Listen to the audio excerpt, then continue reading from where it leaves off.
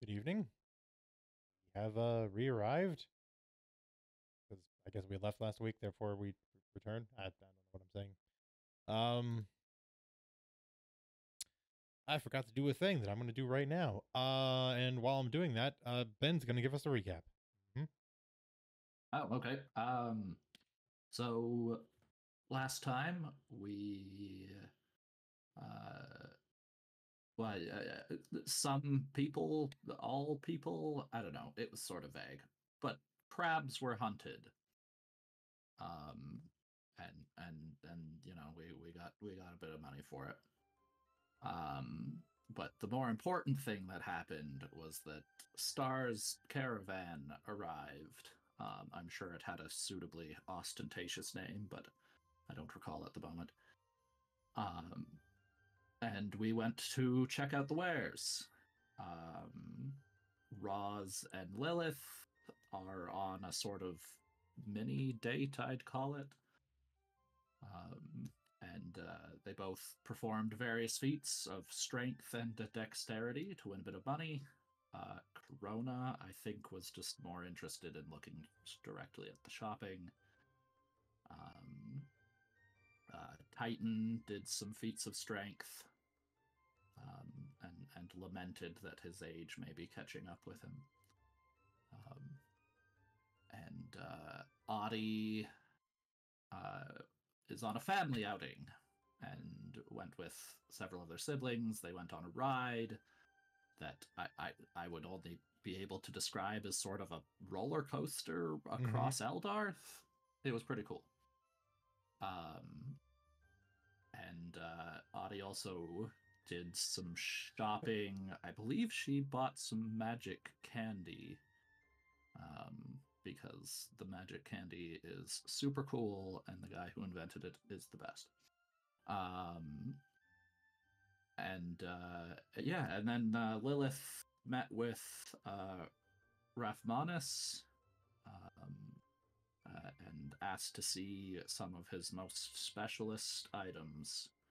And Rathmanis obliged, and seemed to get along quite well with Lilith, and showed her a longbow that was linked with like a primordial storm being,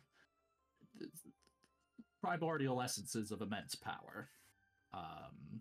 Lilith was very impressed, as one would be, and then told Rathmanis to keep an eye out for Titan, and he did, and Titan was very flattered and very overwhelmed by Lilith being willing to do this and ask this of one of Titan's great heroes. When Titan met with Rathmanis, he also was getting a bit of a tour of things, and Rathmanis explained his thesis that he was working on, which was essentially the growth of primordial cores. He revealed much about dragons and revealed that he himself is a dragon, and that he is a part of a group of chromatic dragons looking to better the future. And this was obviously incredible news for Titan to hear. And that's all I've got. That's all I can remember. All right. Sufficient. Anybody else have anything to add? Nope. Shopping was done, but that's not important.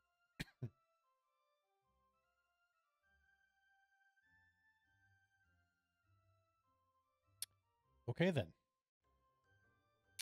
In which case we will we'll just pick back up where we left off with Titan in Rathmanis's lab,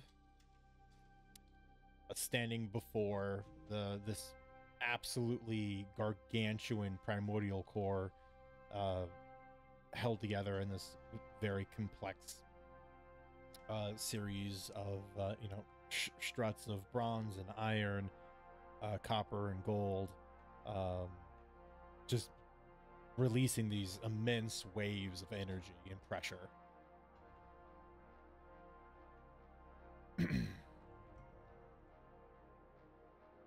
This has been honestly something that I've been very excited about. I haven't had an opportunity to really talk about it. It's something I've been cautioned against sharing with the world yet.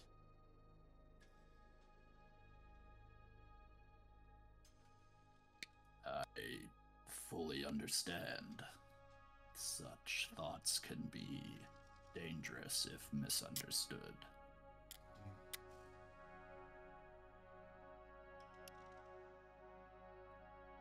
So it'll probably be a few centuries before I get to release this into the world.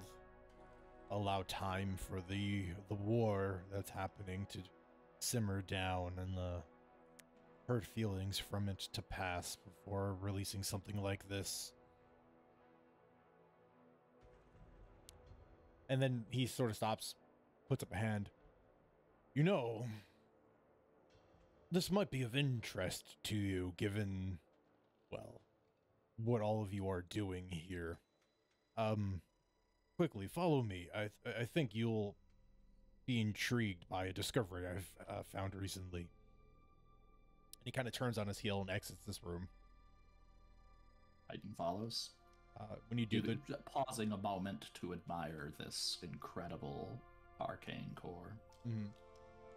You were given a good long pause to admire it, and then the bronze door slowly kind of close on the view. And when they close and it shuts out your view, kind of snaps back to Titan turning and following in step with Rathmanus. He takes you to another side of his lab. This side, similarly, several long raised tables. You can tell there's currently like an open notebook nearby.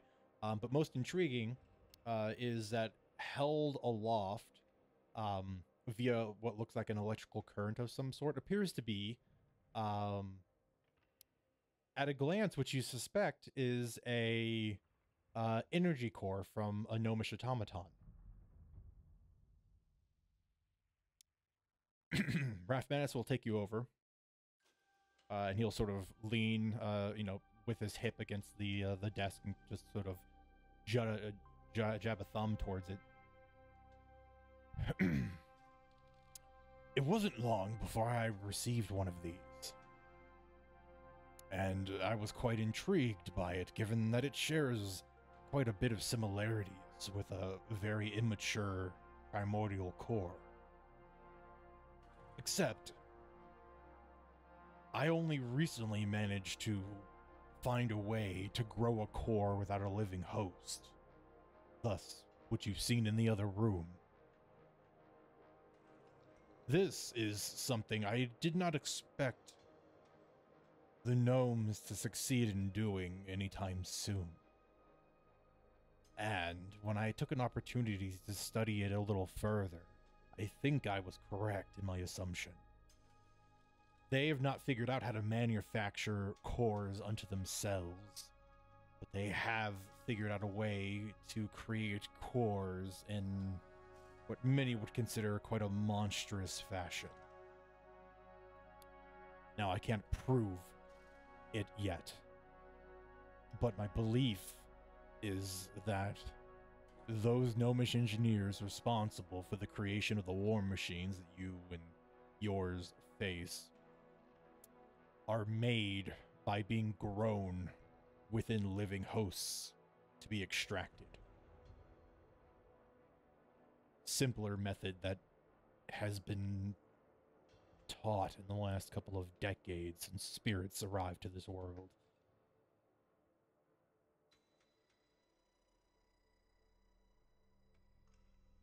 Is surprising.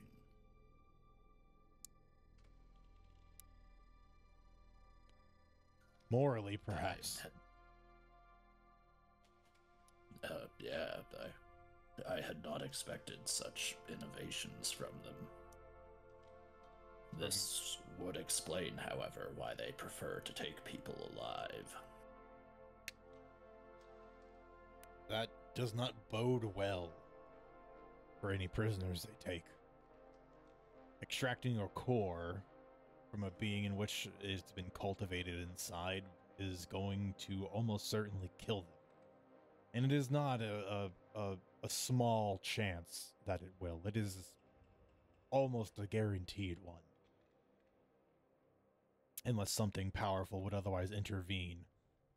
Extracting a core, especially, again, he gestures to the small device, one immature such as this would most certainly kill the host.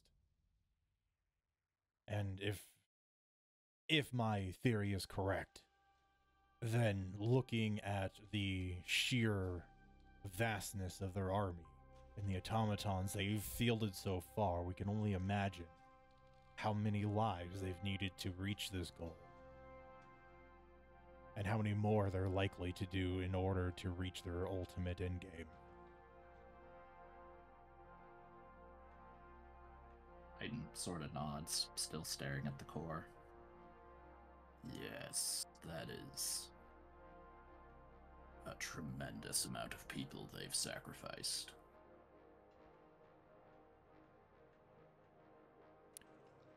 And if this is what they're doing, proof that it has been something in the works for quite some time. Don't grow cores overnight. Oh, no, I suppose you do not. They've hidden their intentions for a very long time.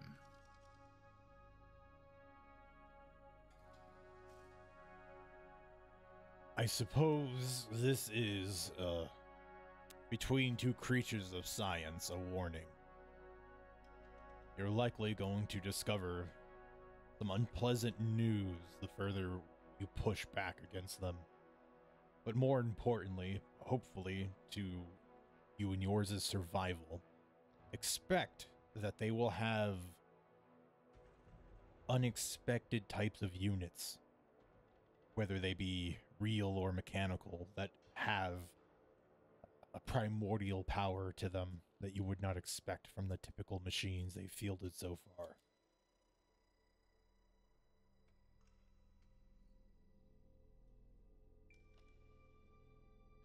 Well, considering the more mass-produced units, it's not hard to imagine that they have more mature cores and more powerful units.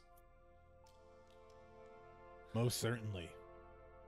They'll just use them sparingly as to not waste the cores that they've spent so much time cultivating.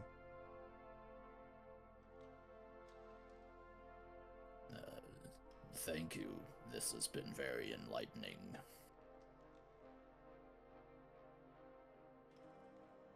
Well, given the more that I tell the theory to, especially to those that have the ability to test for it, I figured it wouldn't hurt to let you know.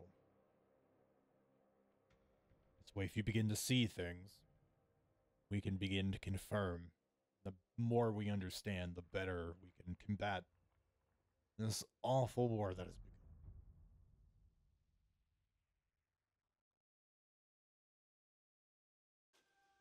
begun. Yes. As intriguing as this is, it must be stopped.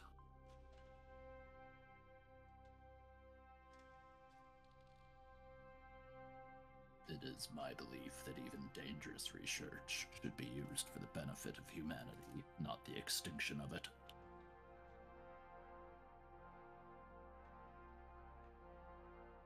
Agreed. Otherwise, if all of mortal kind were to go extinct, it would certainly put a damper in all of my plans, and many of my projects left with no purpose.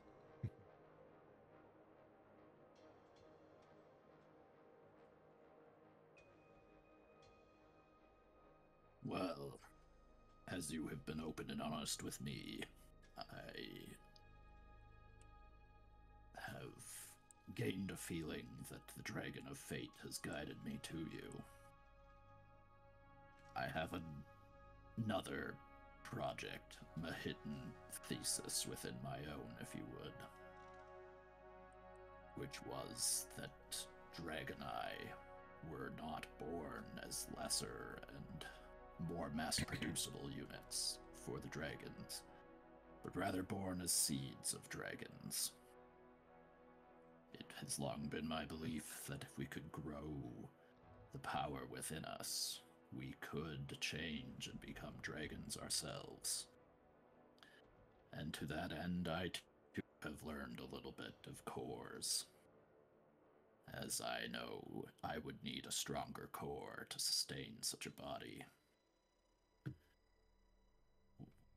Part of what I've learned is that I need to bathe my own natural core in the element of my choosing. And he just kind of gestures to himself, which would naturally be ice. I would greatly appreciate any assistance you can offer in this regard. I know that you've alluded to a group of chromatic dragons. If you have a white, an opportunity to meet with them and ask them to aid me in this endeavor would be very meaningful to me. You see him scratch at his chin.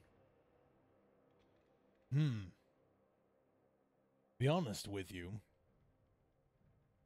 Perhaps to make you feel a little bit better about the time you spent learning, many of your theories are correct. Dragon eyes, as they are understood now,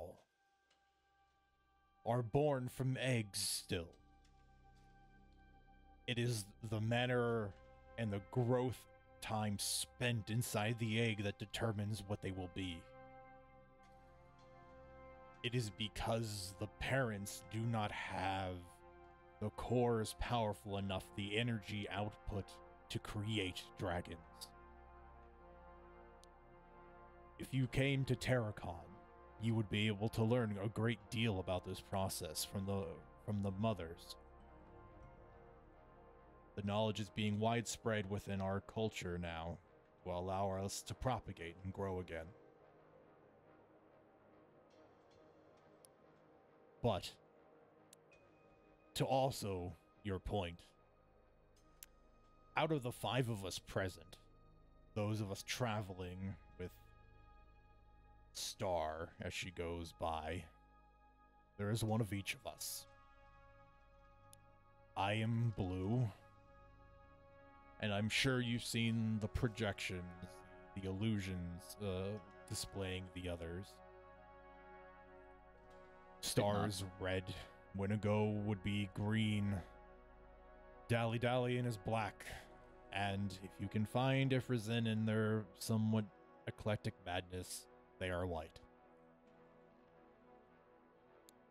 And while as much as I would like to be able to offer you an opportunity to gain what you were seeking from them, you have to find a way to impress Ifrazin if that's what you want.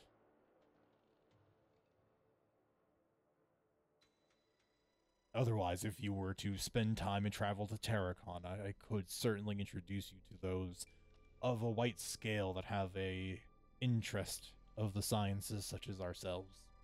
Those that be willing to help you explore the growth of your core. Thank you. I don't have much to offer in exchange, but anything that my research yields is open to this community in any way that it can help.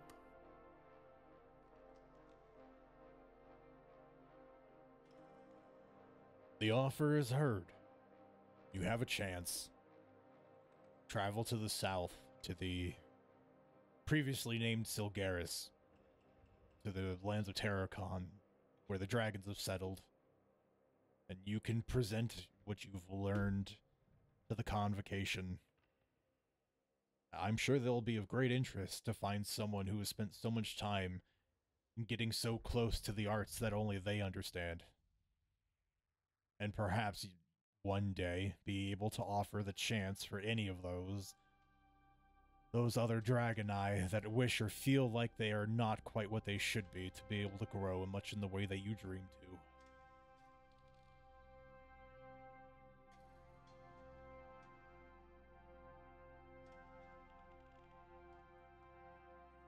nothing would please me more.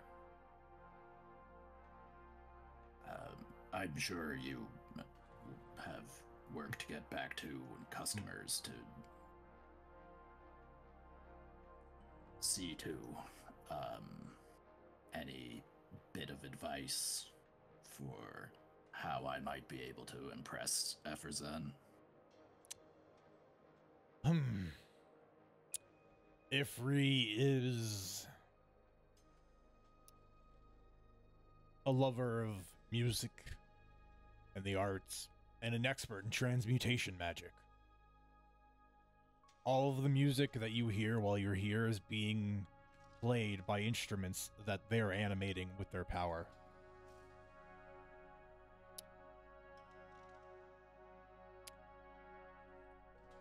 To be quite honest with you, if I had a simple, easy solution to the problem, I'd offer, but unfortunately, Ifrizen has always proven just a little crazy, that no one answer is ever the right one. On that front, you will have to find your... That's just fine.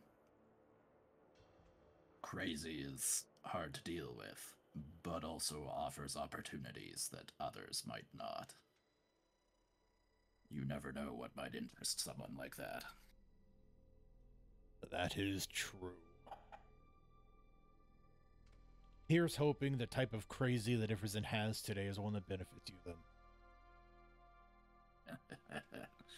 Well, if not, then they'll have to see me again and again and again until it is.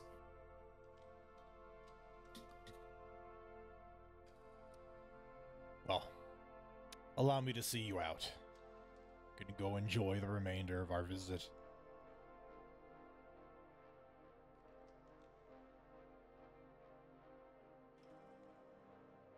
And, Rafmanis takes you back to the one side of the lab where the lift awaits. Step with both of you inside, and just like before the doors were closed, there will be a little brief tingling of electrical current, and when the door reopens, you are back on the circus grounds inside the Artificers Arena, where you can see off in the distance that the animated statue of Finley seems to be in a bit of a argument with somebody. They're throwing tools at them.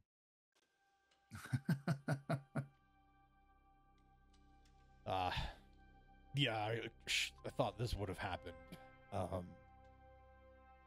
I have to go defuse the situation. It was a pleasure meeting you, Titan. Titan gives a slight bow. Pleasure was mine. And he'll head out. Okay. Any idea where Titan's going next? Yeah, he's probably gonna do some shopping. Okay. And I believe you said he's slightly shy of the money I need for stuff. But I believe you said we could sell things You and can also sell things. potentially gamble. Gambling is also a thing. Gambling is located apart from the shopping. It's easy to find. There are signs that will lead you there. Alright, whilst I am looking through my stuff to sell, we can go to other people. Sure thing. Does anybody wish to go next, or do I just have to pick on someone? It's more fun when you pick on someone. I can go next just because Yeah. I only have just a tiny bit of buying to do. Sure. So it'll be super quick. All right. Let's get it out of the way. I did not contact you for price checks because I only remembered today, and I figured, well, it's too late because you're at work anyway. Fair. So Try me. do they have so two questions. Do Mhm. they have cast off armor, and if yes, would they potentially be able to sell a module that can be applied to any armor? So, to answer the first question, yes, they have cast off armor. Okay. Several variations, in fact. 2, you can purchase the enchantment to be placed on a set of armor. Okay. Would it be able to be like stripped off in the future and then placed onto something else? No, unfortunately. No. No. Okay. Um, Then, well, how much would the cast-off armor for what do I got? For scale mail cost? it would be 50 silver. Okay, that's nothing. And then how much? If she went looking, and it's funny that instruments were just mentioned, but if Corona were to go looking for something to replace the harmonica that she lost in Greenwood, how much would a really nice one cost? Does it have any special materials in it? Like, is it lined in gold or silver or steel? I think something, yeah, something steel, something that's sturdy, like something that looks sturdy, something that looks nice. She's willing to splurge just a little bit for as much as splurging can go for a mundane instrument. She's not looking for something magical, so to speak. Just something really nice. Yeah, you can get a really nice dwarven harmonica for 5 silver. Okay. It's extremely sturdy, and the tag attached to it says it could withstand a dragon's fire breath. Ooh, perfect. Okay. She'll buy both then. She'll buy the cast off scale mail and the harmonica for 55 total. Yep. Is it for your scale mail? Yeah. Okay. Yeah, because if you're just buying the enchantment versus buying scale mail with it on it already, you have to, basically you get a ticket and then you go wait in a line over in the Artificers Arena, and Rathmanus will apply the enchantment to the armor. Okay, perfect. Then that's where she'll be and what she's doing. Okay. All right. That's it. Easy peasy. Any other volunteers? Okay. Well, as everybody's kind of milling about, finding their own fun things to do, there is a very bright trumpet sound that is played to kind of break the atmosphere for a brief moment, and then there's a voice that fills the sound of the carnival. Hello, everybody. I hope you are enjoying yourself. It's me, Star. Thank you for spending your money and your time with us here today at the Spectacular Sales Circus.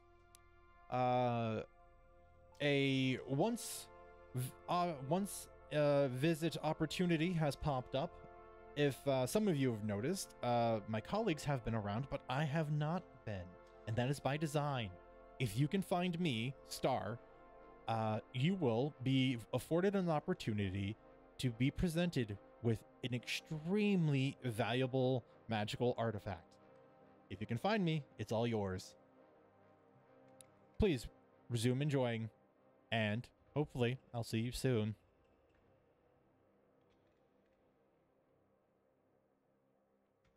That being said, everybody in the party just make me a perception check real quick. 18. 13. Okay. 16. I'll make an adaptability dice roll. Oh, Corona going hard. Yep. I think I have something else for this too. Yes, I do. No, I don't. Never mind. Use the 1d4. 20. Okay. An 8 from Titan. He doesn't notice anything. Well, really, most of you don't. The sales circus is filled with people. It's busy. It's loud. There's plenty of distractions. Corona, you got to the queue in the Artificers Arena, waiting for Rathmanus to see you to apply the enchantment to your scale mail. And you're just kind of sitting there waiting in line, holding onto your stuff. You can hear a bit of the chatter of people around you talking about things that people want fixed. Told that, wow, mending services are free. That's such a deal. And there are people who are like holding like whole sets of armor with them bundled up in their arms. and you see people screaming as they're coming off of the roller coaster ride. There are a bunch of flashes and buzzing sounds coming from the Artificer's Hall of, interesting gadgets that people are trying out.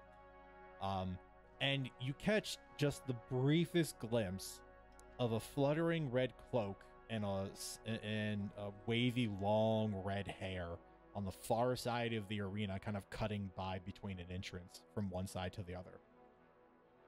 That's what information you have. Okay. And we all heard that announcement Yep. prior to this happening? Yes. Okay. Yeah, like you would have heard it on your way there. I see.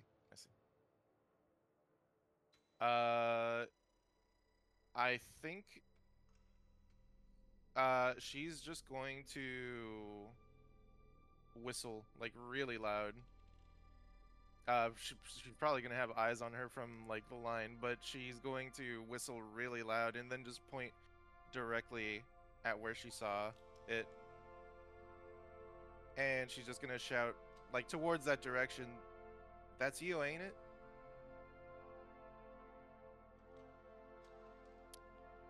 The figure came and gone in the moment you saw them, and they do not reappear. Okay. A couple of people heard your whistle, though, and are all looking in that direction now, some more eagerly pursuing than others. I think she's going to get that Turbo Man doll. She's getting out of line. She's getting out of line. What a deep cut. Thank you for that. Yeah. She will pursue it.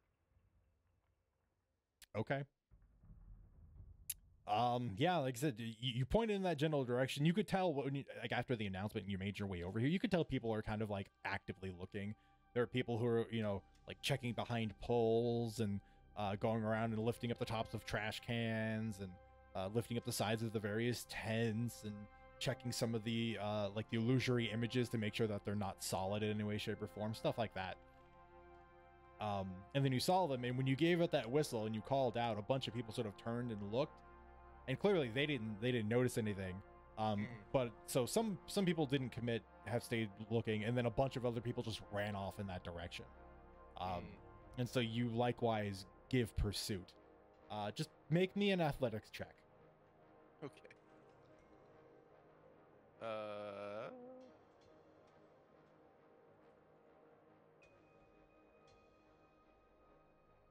Oh, that's pretty good. I'll just to be sure, I'll use the other adaptability dice. Why not? 1d4. Okay. 25. Wow, 25 is really good.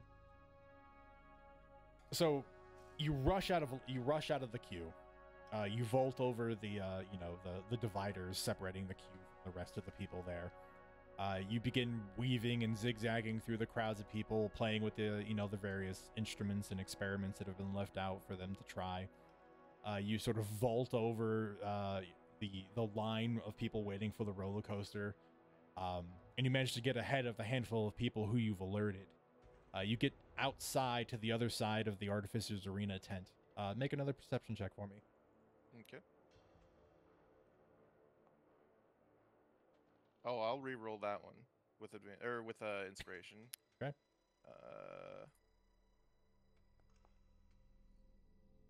Much better. 22. Really good. You look around, quickly observing the scenery.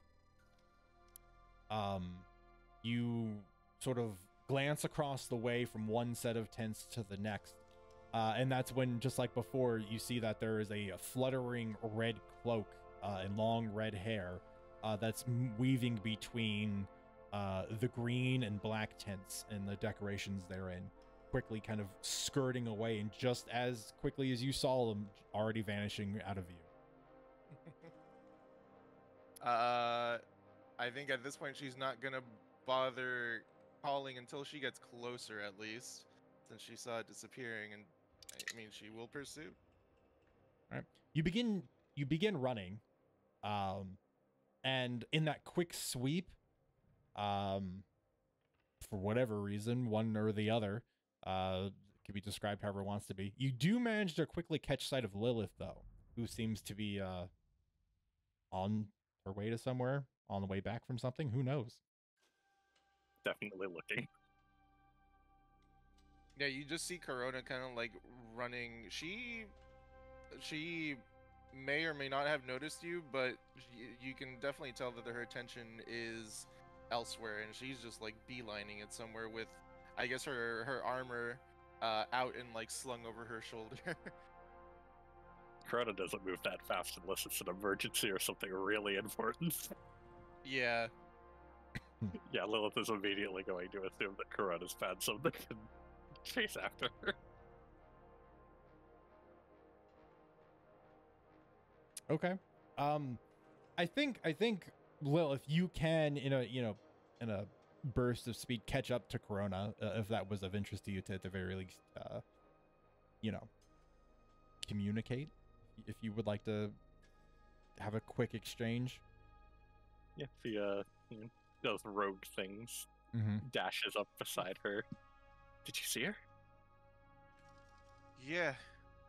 Well, I think I did something red, fluttery. She went that way, between those two tents. Alright, let's try to work together then. Alright, you're faster than me. Try to keep an eye out. And yeah, we'll run together. Okay. So you're both heading together, and you're gonna head between those two tents that you saw the red vanish behind. Yes. Corona will point out where she saw specifically.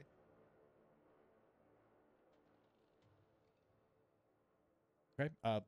Lilith, is that your plan to follow? Yeah, she hasn't seen them yet, so she's just following Corona's lead at this point. Okay. You both begin pursuing, heading down the narrow space between the two tents of black and green where they meet up. Corona, as you get there at a quick glance, you can tell that there is a set of boot prints that have passed through here. And when you get to the other side of the tent, where it opens back up into a lane, where on the other side is the sales tent, you can see that the set of boot prints that you clearly saw on the in-between has now scattered amidst all of the other footfalls of the visitors here at the circus.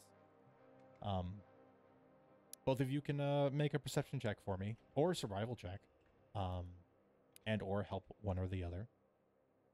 I will help Corona, because Corona is better at perception than me. Better perception than your survival? Well, actually, yeah, I can't even help both with +2. survival. Okay. Okay, so then advantage. I had to remind myself how 5e works. There we go. Okay, cool. 22, very consistent. Very consistent. With that number. Yeah, you both sort of burst out of the end of that alleyway. You look around, again, throngs of people. You can see other hunters kind of stopped at various corners. Some, again, checking various inane spots, crazy things. And just like before, you catch the tail end of a fluttering red cloak as it looks as if your target has fled into the sales tent. Oh god. We're gonna have to go through IKEA Costco. Yeah, probably. As you guys have sort of reached that intersection, you see and you have to basically cross the way to get to the sales tent. Is when down the way you catch sight of Roz.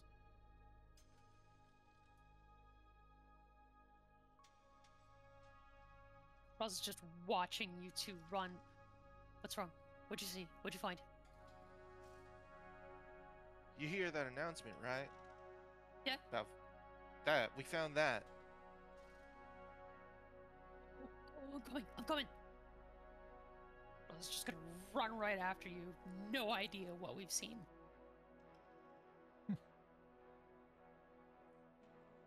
You all charge into the sales tent.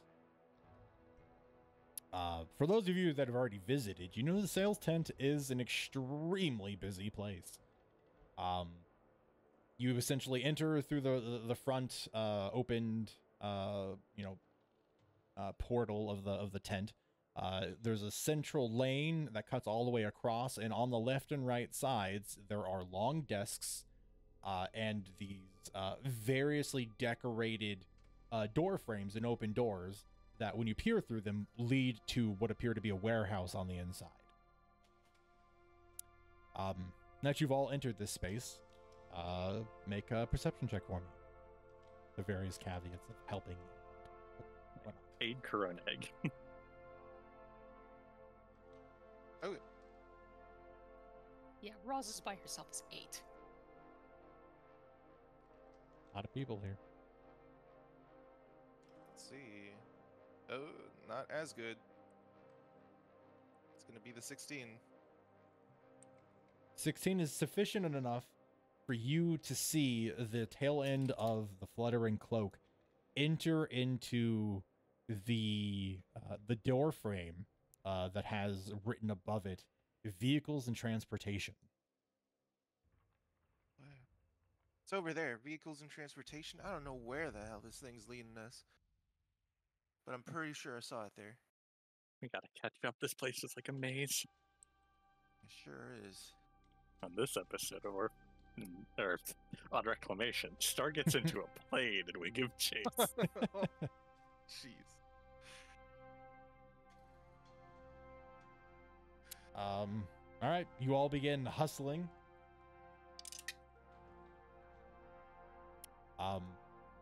Unsurprisingly, when you get there and you see Corona catches just the tail end of that cloak vanishing into the portal, you do see nearby that appears Titan is figuring out which of the various doors he wishes to step into to begin his shopping. Titan, a gaggle of the children you care for, has arrived. The official term. Scientific He term. sees them running and he kind of sighs and he's like, they're on to something. I'm not built for this. And he'll catch up with them. Yeah. He'll catch up with them. What are you guys up to? What's going on? We saw Star. Star, this way. All right. Titan's a strong man, but he does not train for distance running. He can sprint and catch up, but he's not going to be able to keep up with these kids in their pursuit of Star. Can he? I mean, whatever. Mm-hmm. Is there a way he can aid them without running along with them? Can he try and figure out if there's a pattern to where Star's been going, and figure out if there's a way to catch up with her? He has information many up here might not, which is that she's a dragon. Can he find a way to sense that aura of a fire dragon? Or all right, so I can give you a mundane option, which is we can already say you've done a little window shopping, and you do know that each of these warehouse doors are interconnected. There are other doors within these same spaces that can lead from one to the other very quickly, so that way you don't have to enter, step out, and then go into another one. You could easily hop to another. Which is to say, Star could easily go from one of these locations to exiting another one very quickly. AKA, it's a great place to give people the slip. Much in the way of classic Scooby-Doo when when they're chasing each other between the hallway doors. It's exactly like that. As for your bigger ask, this is one of those things that there isn't a good role for it, so the only reasonable option I have for something that is a little outside the general scope of a lot of stats and checks is just, if you want to try to do a little dragon sensing, as a percentile die. all right, let's see if we can do a little dragon sensing.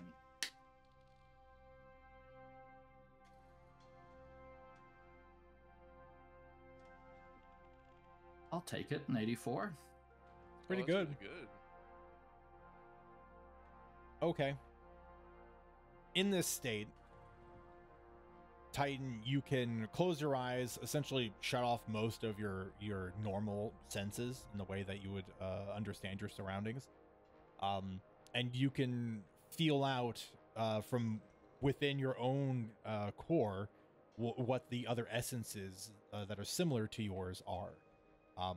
And you think that right now this ability is definitely new and unrefined and not exactly super accurate, but it is enough to tell you that you can sort of, especially given the strength of the dragons relative to the area that you're currently in, you can identify sort of 5 distinct traces of various dragon incarnations that are present, which is to say, you know that stars recently passed through the door that Corona, Raz, and Lilith are heading towards. But you also can sense that her energy is stronger coming from a different door already. It is coming. It is coming from the armor shop. Then Titan, reaching the limits of his ability to keep up with the kids, is just going to very quickly be like, "The doors all connect to each other. You can't just keep chasing her through one door. You'll never catch her. I sense her over there." Corona's gonna skid to a stop and yeah. Scooby-Doo style, like you're stopping, but you're still kind of running along. Yeah, Yeah. You're skidding. You skid for a couple of meters with a screeching sound, despite the dirt. She's gonna kind of like make sure that the kids are they heard and follow, but she's gonna like just mutter, "Oh, damn it, making us really work for this." There's a group of people that have caught up to you. You think one of them was following you, Corona, from the Artificers Arena. They just couldn't keep up with your pace. They've caught up, and they look at you, who's paused in front of the vehicle's door frame, and they just charge on through. Nice. Who all is going to head into the armor shop? Well. Yeah, Oh absolutely. yeah. Take the doc's word. And given the brief pause, there is an opportunity for Melody to be walking by the outside of the sales tent onto wherever her destination was. See everybody else in the distance, clearly involved in something. Shenanigan. Yeah, she'll absolutely just try and catch up because she's like, oh, they're doing something. What could this be? Probably the treasure hunt. But,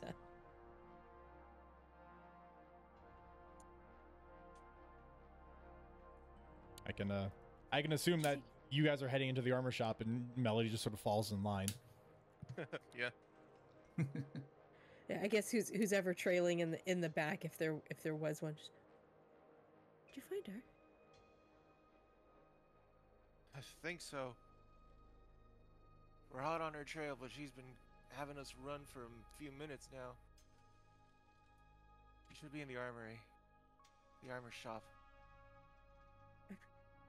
Might be a little less crowded than the rest of the place. It's really busy in there. And Audie kind of points over her shoulder to the sales tent. Yeah, this place is a maze. You all pass through the portal into the armor shop. And inside, unfortunately, it is busy. You can see a lot of various people from the White Cross Company are here with their armbands. Several people that are dressed down, some of which are still in their armor, like they've just finished their shift and had an opportunity to come over, that are sort of browsing the wares or looking to get repairs or minor enchantments done. Now that everyone's entered, make perception checks. You know, figure out your various math as to who's helping who or what. Continue to help Corona. Sorry. Nat 20 for 23. All right, calm down, Melody. What? No, I will not. There's no chill here. I got a 14. I was helping you, Corona. Oh, okay.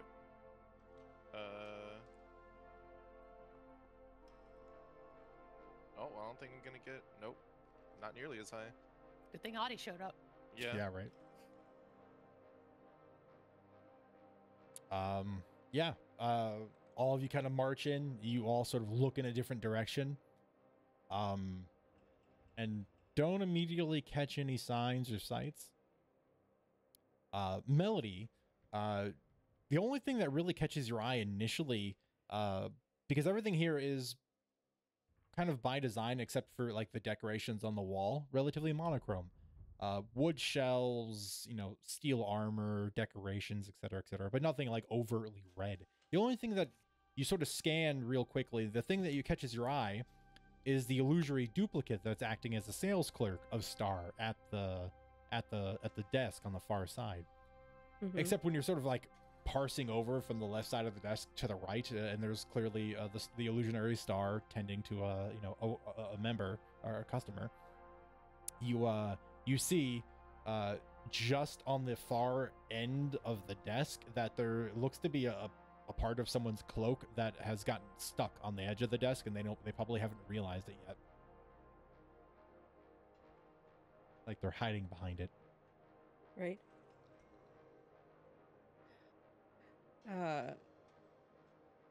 Yeah, and she'll be like, I think we need to go over to the sales desk a bit. Yeah, the one that's making the sales is her, right? Corona's just like completely convinced it's that one. No, a bit beside her though. You sure, Audie? I'm pretty sure. Are you absolutely positive? Would any of the rest of you have an idea? And she's already kind of walking that direction. All right, Roz trusts Audie. Except Roz isn't gonna walk. Well, yeah, I guess Audie's trying to run, but she's probably a little short of the leg. Corona likes how confident Audie seems about this, so she's definitely gonna follow. Full on sprint. Yeah, everybody at varying speeds. Is Lilith pushing her roguiness? Yes. Okay. So I think,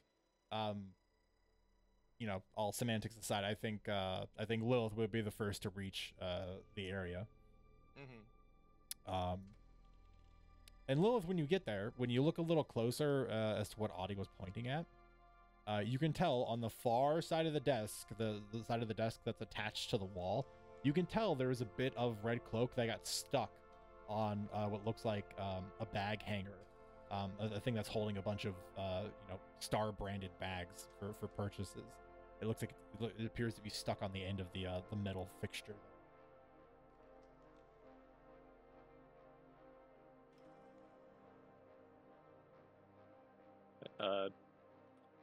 I mean, she's pretty sure this is what Roz was gonna do, but she's getting here first.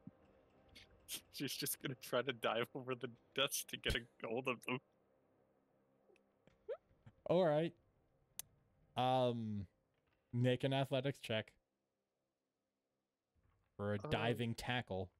Your strong suit. She's not necessarily trying to get like a grab, just a tap. Mm-hmm.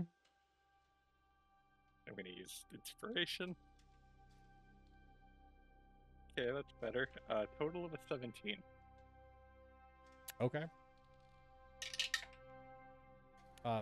Lilith, you come running, sprinting past a bunch of people waiting in line to make their purchases, and you just take a running leap over the desk. And for better or worse, and unawares to you, dragon senses are very sharp. And while there might have been a giveaway, Star is able to sort of roll out of the way and narrowly avoid the tag, if you will. She's already up on her feet looking at you and sees the rest of the group charging.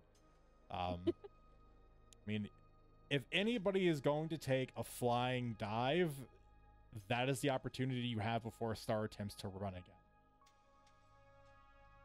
Yeah. I think Roz zero would be the next. hesitation. Yeah, I think Roz would be the next in line as far as speed. You know the drill? Yep. 18 plus 6, 24. Really good. Right. Yeah. Like I said, she dodges Lilith, gets up on her feet, quickly appraises the situation, and as she is turning on her heel to run, Roz, you come flying over the desk like a human missile, and you manage to collide with her into her back and onto the ground with her. Congratulations! You got me. Yeah, That's right. Can you get off me now? That depends. Are we getting the prize? Well, there's only Not one. getting away till I get the prize. There's only one prize, and I will give it to you when you get off of me. All right. You're not lying? Ross, get off of her. No, she might be lying. Why would she lie? Oh no. You know, I'm only asking as a courtesy. I could totally throw you off. I mean, Rose, it's really embarrassing just holding the pretty lady in front of your girlfriend and all. Hey, nope, it's not like that. Do you No, do you do that often? Nope, Roz. Just go around, find attractive hands women, up so fast. tackle them? No, I don't do that. Mm-hmm. Honestly, I haven't met any of you, but I don't believe her even a little bit. I think she would if she had permission. I'm off of her. Mm-hmm. You seemed awfully Lilith will resistant. offer a hand. And Star will take it and get up and dust herself off. Not that there's any dust in here to dust off. Well, good job, all of you. You do know there's only one prize, right? I don't have something for all of you. It's one thing. Roz It's fine, is we're a going to team. point straight at Corona. She did most of the work. Yeah, ran most of the way. Yeah, you whistled at me earlier. Really good eyes. Really good eyes. Just None through of us pants, would've- just thanks, says thanks. None of us would have gotten this far if you hadn't spotted her first. I don't really care what the prize is or who it goes to. Just want to know what it is. Okay. There's a bit of choice in the matter. Do you want to make a choice, or would you rather I just give you something at random? Let's make a choice. Why not? Okay. Well then, and I swear I'm not going to run away. Follow me, please. And Star, with slightly over-exaggerated movements of her limbs, kind of like a toy soldier, will walk you out towards the portal in the back of the armor shop. And it will take you on a short journey to the alchemy warehouse.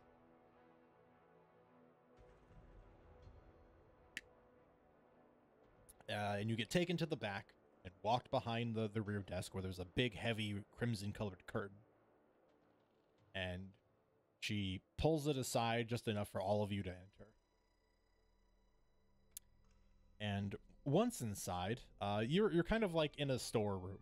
High, very plain, unadorned shelves, rows upon rows of potions and boxes of reagents and ingredients, a bunch of glassware, things of relevant or significant value, especially if your interest lies in alchemy. But she leads you through several different shelves, makes a couple of left and right turns, and after a certain point you realize the interiors of these places are absurdly large. Eventually, you reach a wall that you didn't know existed on the far side of this place. And once you're there, there is another red curtain. This time she, in a very grandiose fashion, sort of swings it all the way to the side, and set into the wall is a safe. Which she sits there, pushes her ear up against it, turns back and looks at all of you, and then raises her cloak to cover up the safe, and then dials in what appears to be the code to open it. And after a grand spinning of it, she steps back and slowly opens the door to reveal that inside are 5 potions. They are they've got round bodies, narrow necks. At the bottom, they are held aloft by what looks like gold dragon's claws. And at the top, the heads are adorned with a dragon's head made of gold. But each of the potions has different gemstone colored eyes, and the potions themselves are of 5 different colors: white, black, red, green, and blue. All right. I won't pull your leg. I will just be honest with you so you can make an informed choice. These are extremely rare potions made by my master potion maker. When you imbibe one of these, it will turn you into a dragon for an hour's time. With all of it, the bonuses and strength and everything else that comes with it. Each of the colors represented here will be the color of the scales you have, and subsequently the type of elemental power you will command. If you have any questions, feel free to ask. Did Titan catch up? I hope so. I'm sure he could have tagged onto the tail end after you guys were taken to the alchemy warehouse. If you're fine with Titan joining, then he would have joined. Absolutely. In which case, I think Lilith just looks at Titan. Yeah, same with Corona, honestly. I guess question is, how long do these last? Do you mean shelf life or the effect? The effect. 1 hour. Well, I don't know about anyone else, but I don't think there's anyone here that'd be more comfortable turning into a dragon than the dog.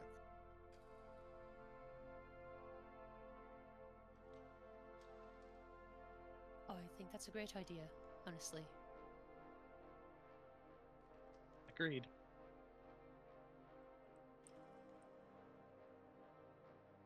You holding up there, Doc? You guys are all just way too young. You're crazy. But yes, I'm holding up all right. Just a lot of running. You're telling me.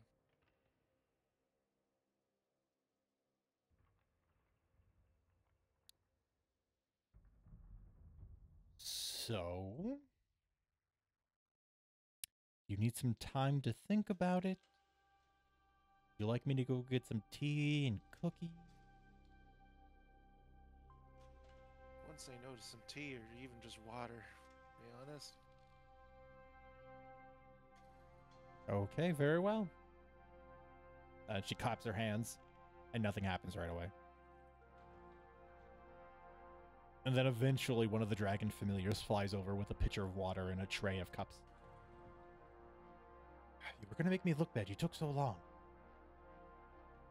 The little familiar begins pouring cups of water and handing them to people. Thanks a lot. Huh. You're I'd have welcome. thought that was a sarcastic suggestion. No, I'm thirsty as hell after all that running. You know how much this piece of armor weighs? Slung over your shoulder? I assure you that if I were wearing mine, it would be more. So I don't envy you.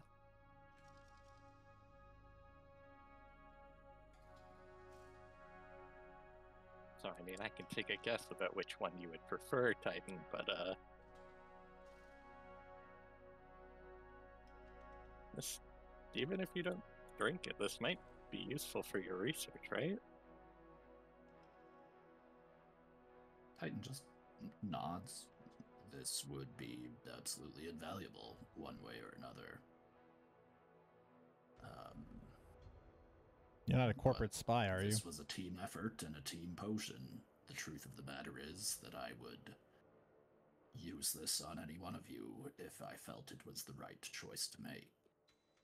So, I think it's worth discussing amongst ourselves what everyone wants.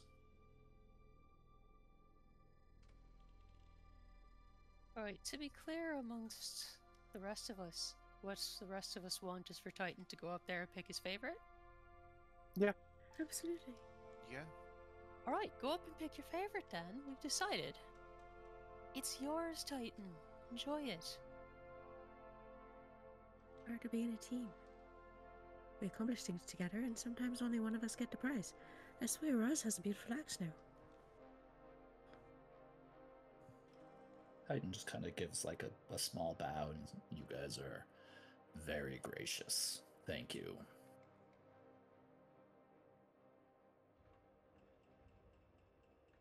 Well then, and he just goes up and grabs the white potion.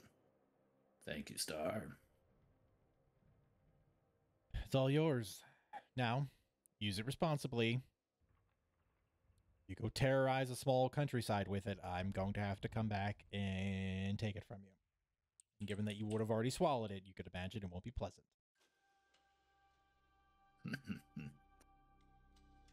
I wouldn't dare cross Star. Good. You've learned a valuable lesson that I haven't had to teach you yet.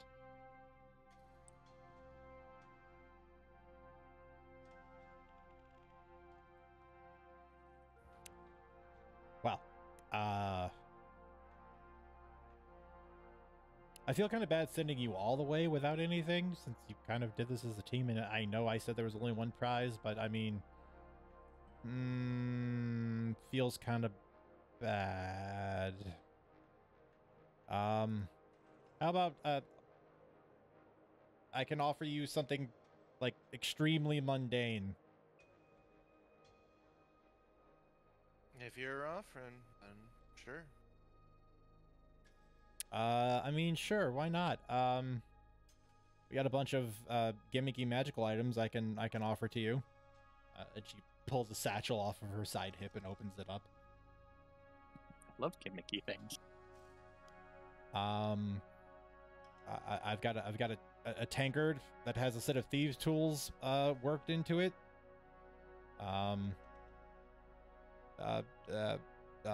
There's let's see, armor that shines and can never be dirty. Let's see, a magical potion that will fill any amount of water with bubbles and soap. Probably don't put that on a natural body of water. At least one with a spirit, it'll probably kill you. A candle that gives off the heat and warmth of a bonfire. Boots that will change, you can change your footprints to be something else. Similar in size, at least. Candles that'll burn underwater. A die that you can change the face of. Whatever it lands on when you cast it. A wand of cherry blossoms. It doesn't really need explanation. It does what it sounds like. A small chest that can preserve fresh things that you put in it. A potion that turns somebody into a chicken. Permanently? No, for 10 minutes. Okay, could. Corona asking the important questions. Clothes that'll mend if they rip or tear or get dirty.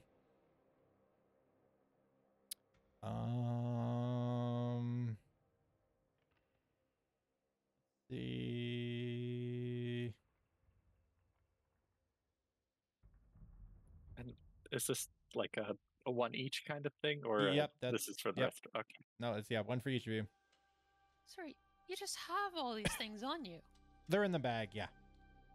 They're part of my greater inventory, but the bag is linked to the inventory space. I can just think of it and pull something out. Oh. Yeah. Including a small boat. Watch this. And she pulls out a canoe on the inside of her bag. Yeah. Yeah, really, one of the things, a big flaw in a lot of extra-dimensional carrying spaces that people didn't manage to work on because the spell was very complicated, but again, my enchanter is a genius and therefore fixed the problem. And she just opens the top of the bag and it stretches to about 4 or 5 feet in diameter. I can pull almost anything out of here, unless it's one of the boats or like, sailing ships. I can't really do that quite yet, but I don't have a need for it. And she sits on the bench seat of the canoe while going through other stuff now. A book that can't be damaged or burned or will be fine if submerged in water. A lantern that never goes out. A small token that if you fall from a great height will stop you from going splat. A carpet that when you unfurl it is in fact grass. You all are really hard to please. A hat that lets you talk to bats, frogs, and rats. To be clear, not hard to please. I'm just wondering how long you can keep this list going. You all will die and turn to dust before I finish my inventory. Oh, what kind of armor was it that was always shiny? I have a couple of options. What are you looking for? I'll also even give you a ticket to go have the enchantment put on a set of armor if you prefer that. How heavy are the armors you've got? A couple. I'm willing to go to Splint. Alright, that's exactly what I've got. But I'll take it. Maybe you should take the ticket. That way you can use it on the plate armor that's being made for you. Oh, okay, girlfriend. I mean, don't listen to her. You're totally missing out on the value of a whole new set of Splint mail. I mean, don't do that. No, give me the armor, then I'll go take my old armor that isn't perpetually and always shiny, and sell it so that I could buy something of value because I blew all of my money on a tattoo. Yeah, especially if the Splint mail's in good condition. We buy things pretty much at value. You could even take a quarter of which you get from a Splint sale to buy the ticket for the enchantment, and the next time we come through, whatever armor you have that you want to have be always clean, easy to do. See, this is a great deal. I want the armor, please. No problem. And she pulls out a full set of Splint from the bag. Roz is just gonna casually put it on here and now. Yep. It's a bit on the plainer side. It's made out of a heavy steel. It's clearly made by like a dwarven artisan, but without a lot of the more direct dwarven like affectations. Keep it generic so that way someone could suit it to their own preferences. All right, that's one of you. I have a helmet that's eyes will make your eyes glow red. I have a quill that will take notes for you. I have a pair of tiny violin rings that if you rub them together will play the sound of a violin. Honestly, one of my favorites.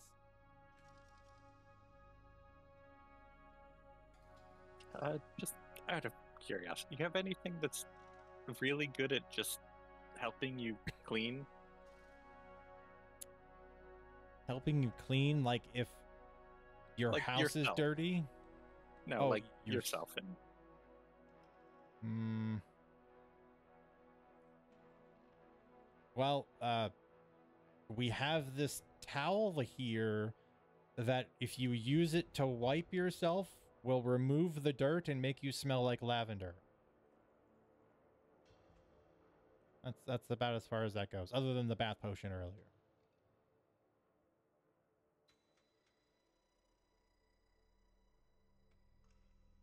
Anyone else interested in that chest that kept things fresh?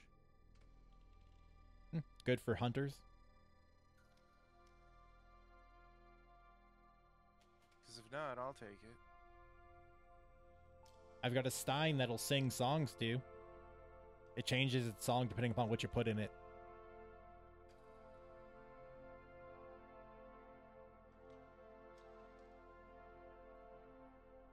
You wanted the chest, huh? Yeah, I got a free hand to carry it back.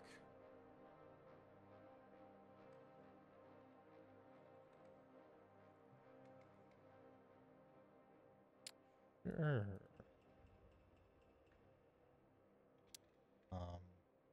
So Roz, you've got Splint of Gleaming. I think that's pretty straightforward. For you, Zhao, it's a Chest of Preserving. Okay. Which is easily looked up. Thank you. All right, that leaves 2 of you.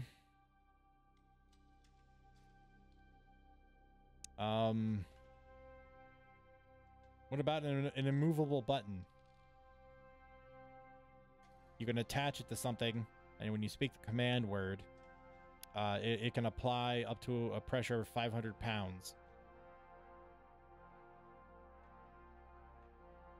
No? Okay. So this is a player question. Mm-hmm. Is Star dressed the way that we remember her 50 years ago as players? I mean, basically, she never really changes her attire. So does she wear her cloak, her pin, like she appears to be an adjutant? Yep. Okay. Yeah, Audie kind of she kind of like looks around and scuttles forward towards Star. I can't help but notice your lovely cloak and the beautiful pin. Mm-hmm. You wouldn't and she kind of like shuffles a little forward so it actually seems like she's trying to whisper to Star, even though it's just pretty much her normal voice now. Mm-hmm. I'm sure that you probably get it for him anyway, but you wouldn't happen to know the type of tea that Covert likes, do you? Or anything? I would happen to know the type of tea he likes because, yes, I am the one that buys it for him and sends it to him. So it would be really stupid to ask for that. I mean, for yourself as a merchant, of course, it would be a great idea because you would want me to take that instead of one of your lovely items, but,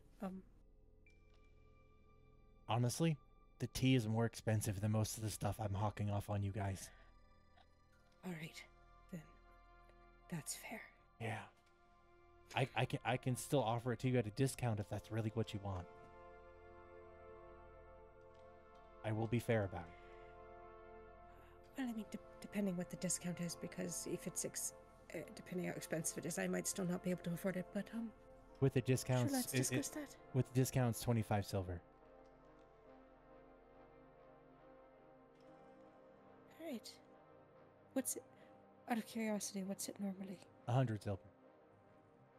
All right, that's reasonable then. Yeah. All right. No, it's really not. It's an extremely ostentatious and sort of type of tea that honestly it's you buy it because you have a status, but it also just happens to be really good, and he has a taste for it because, well, if you knew his parents, you'd understand. I don't know his parents, but I do know that he likes tea, and he doesn't seem to. Well, there's not a lot happy here. Anyway, yes, that I would like that, please. Oh, yeah, sure.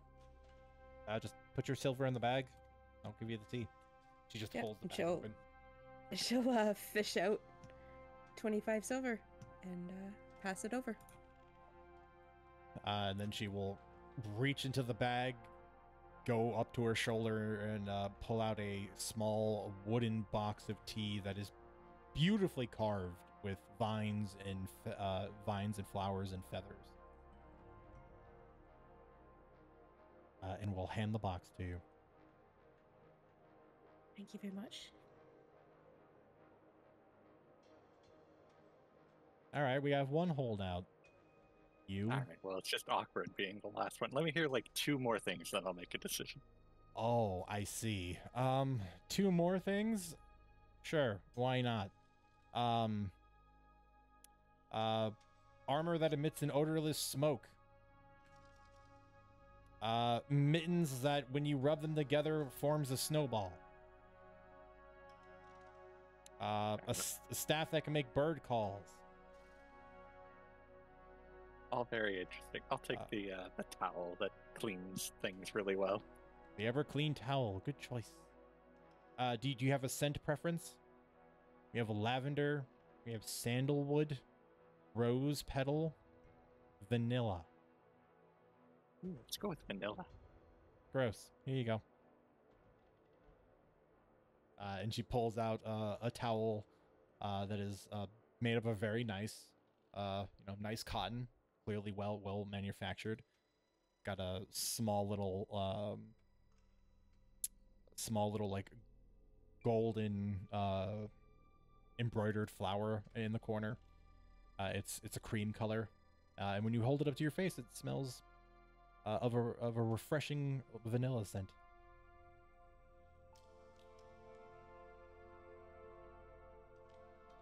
She would tuck it away.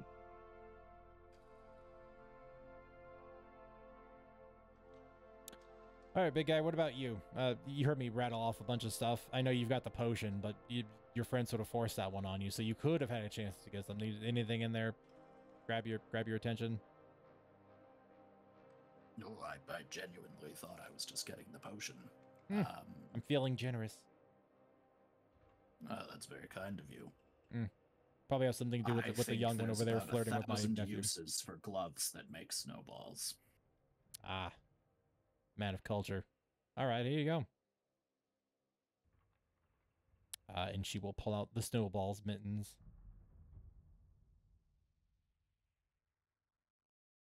All right. Yeah, I'll take the snowballs mittens. Thank you. Convenient. You're most welcome.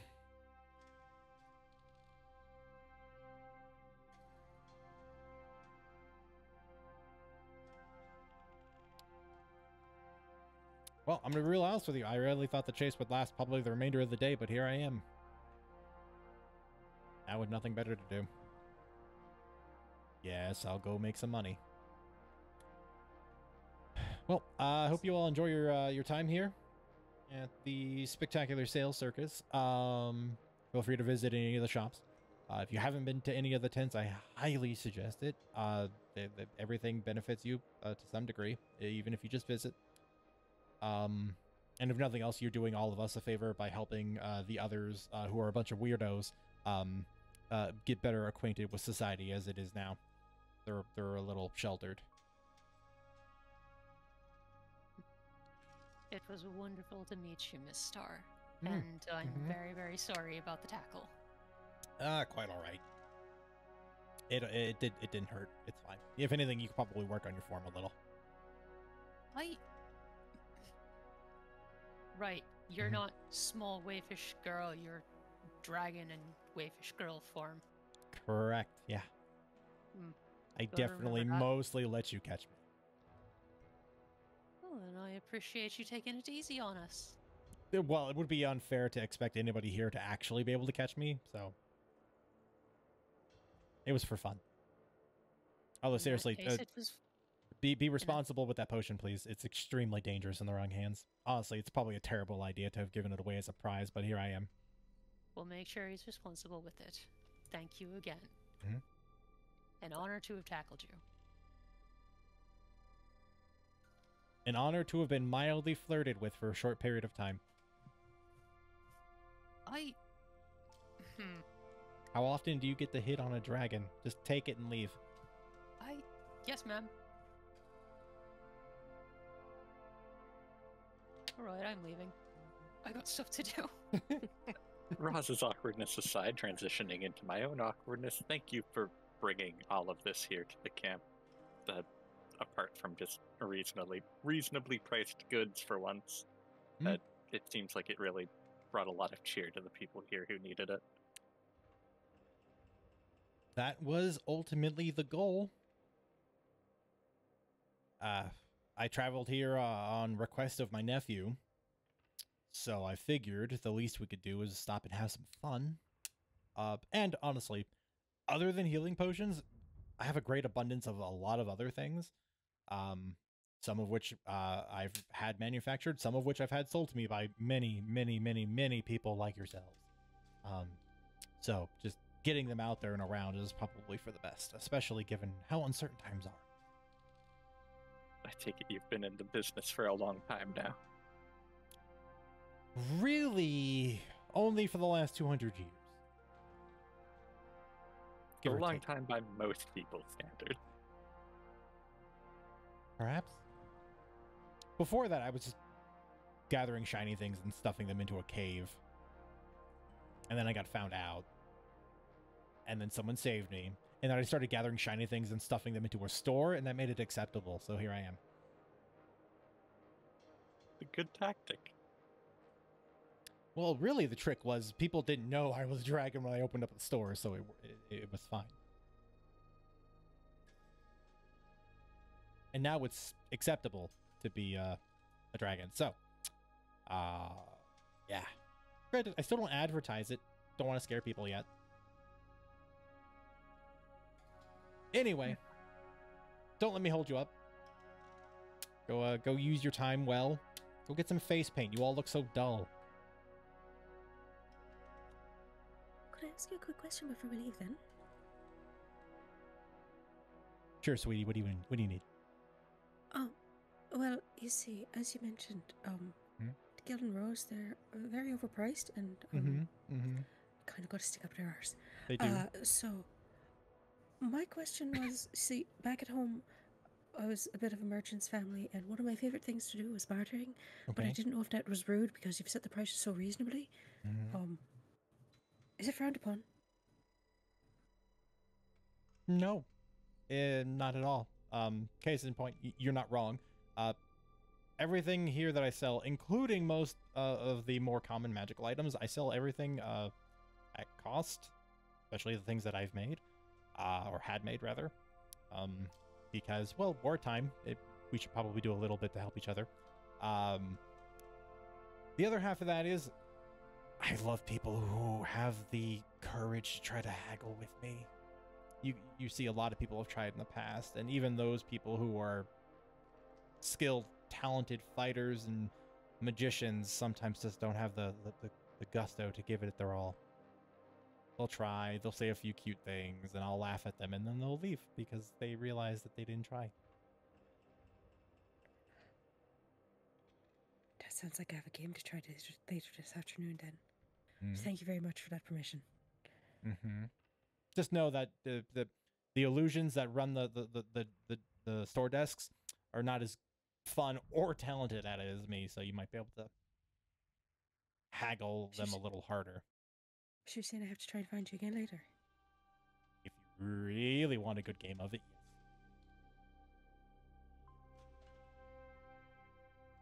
And she kind of grins and, like, stands up a little taller, which, you know, isn't much taller, but she tries. Just be aware, I've haggled a man's pants off before. I'll make sure not to wear pants then. I like you. All right, go on. Get out of here. Actually, I should probably lead you back, otherwise you might get lost here for a couple of years. Sorry, one last thing. While we're in private. If I could offer to show you and ask for some information on an item that you may have never seen one before, would you promise to keep it secret? I can't give you a definitive yes. Because, like I said earlier, I've met a lot of your types. People who have, started in the world of adventuring and mercenary work. And sometimes you guys stumble into things that you don't realize what they are. And if I let you stumble out of here with them, you might kill a bunch of people accidentally. So, with that in mind, no, can't promise that. But I am willing to offer information if you're willing to take the risk of me maybe having to take it from you in case it's something that might hurt a lot of people. Not something I'm willing to give up. Well, if you want a lower stakes gamble, go see Dally. Noted. Thank you.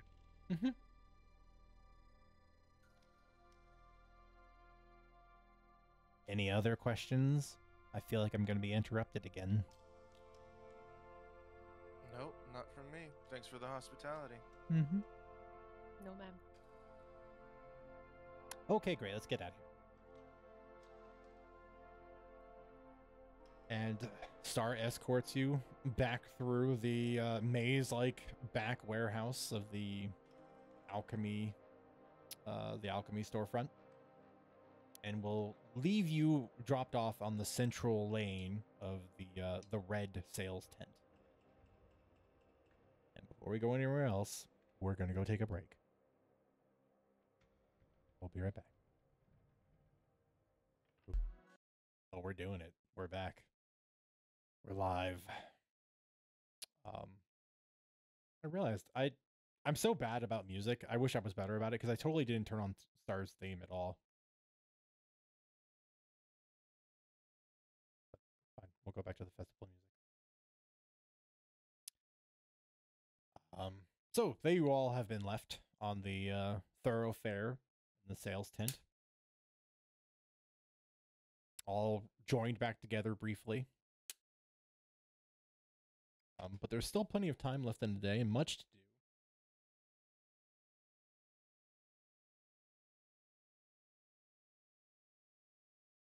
Oh, go on. Without going to wait in line to see Rathmanus herself, can Roz ask around to find out if Rathmanus is a master blacksmith? You can do that. And you will be told that amongst his many expertise, smithing is among them. Uh-huh. Then when Roz goes to get her old armor to go sell it, she's going to stop by the Immortal Bastions and see if Lucius is there. Real quick. Hmm. Before Roz leaves, Corona would call out to her and say, "Hey, Roz, you said you were short on funds. Is that right?" A little, just for a thing that I wanted to get because I couldn't resist. Again, spending a lot of money on a tattoo that does nothing but look good. How much do you need? If it makes you happy, then you'll probably fight better. Think it's an investment all the same. I will only accept any amount of money from you if you accept that I'm going to pay you back at some point. That's fine. I'm not going to keep track, but how much do you need? 100 maybe, once I sell the armor. All right, here. Just to be sure. Corona will count out some money and using the in-game trade, I guess. Let's see. Yeah, that should work. Let's see if it Hypothetically. does. Oh, cool. It has like our character portraits and everything. She is going to give you 150 silver. Just to make sure. I have no idea where it would be. Besides the gold field here. It says drag and drop items. You know what? Let's just make it easy. I'll give you 150 and I'll subtract 150 from mine. I also Okay. think that was to the villager sheet. Oh, no was. wonder. It Yeah, it was. was. Yeah. Okay. Good call. Okay. We'll just do it the old-fashioned way. I'll just add 150 to my sheet. Yep. I'll subtract 150 from mine. There you go. Should be enough to cover it. Thank you. I'll get you back 150. I'm not going to forget, all right? All right. I will. All right, well, I'm not.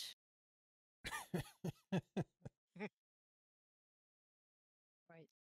I'll see you later. I need to go find Lucius because I think there's a master blacksmith in town and his armor's still broken and it's my fault.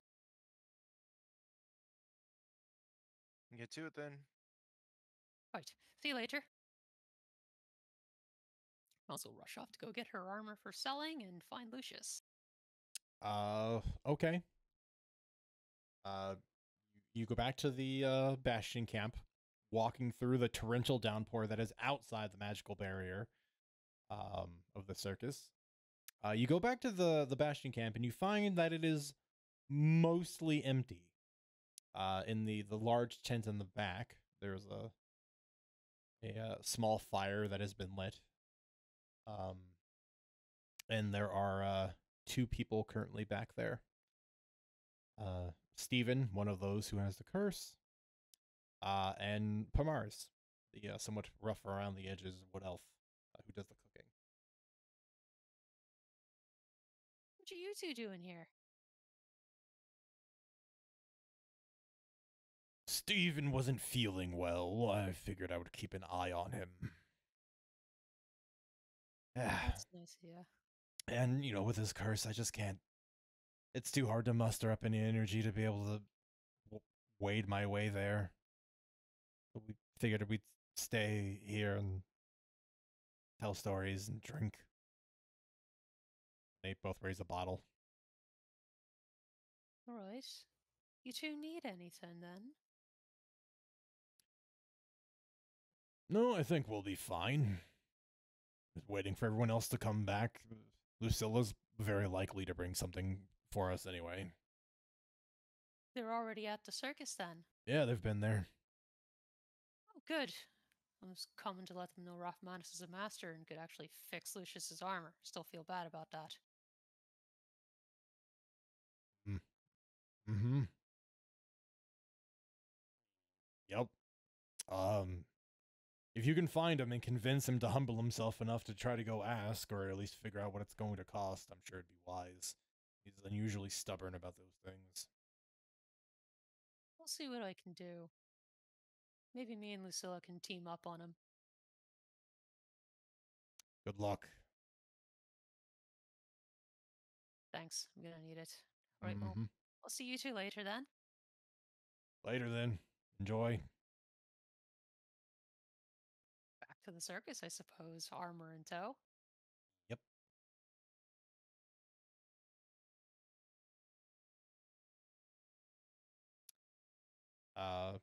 Yeah, and selling the armor is super simple.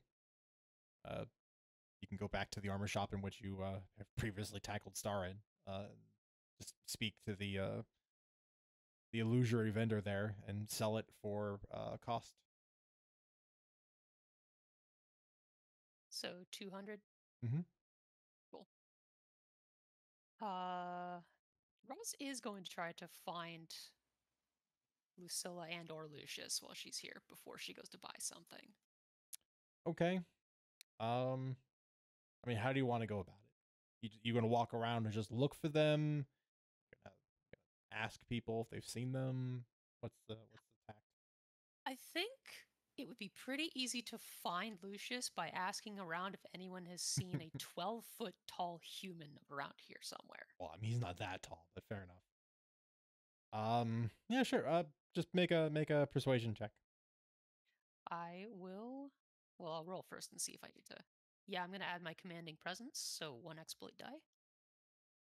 And it becomes a 19. Okay. Yeah. It takes you questioning a couple of people faces you recognize from around the camp.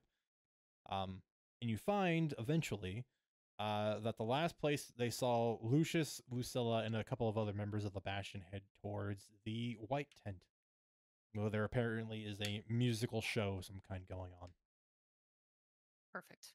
White Tent it is.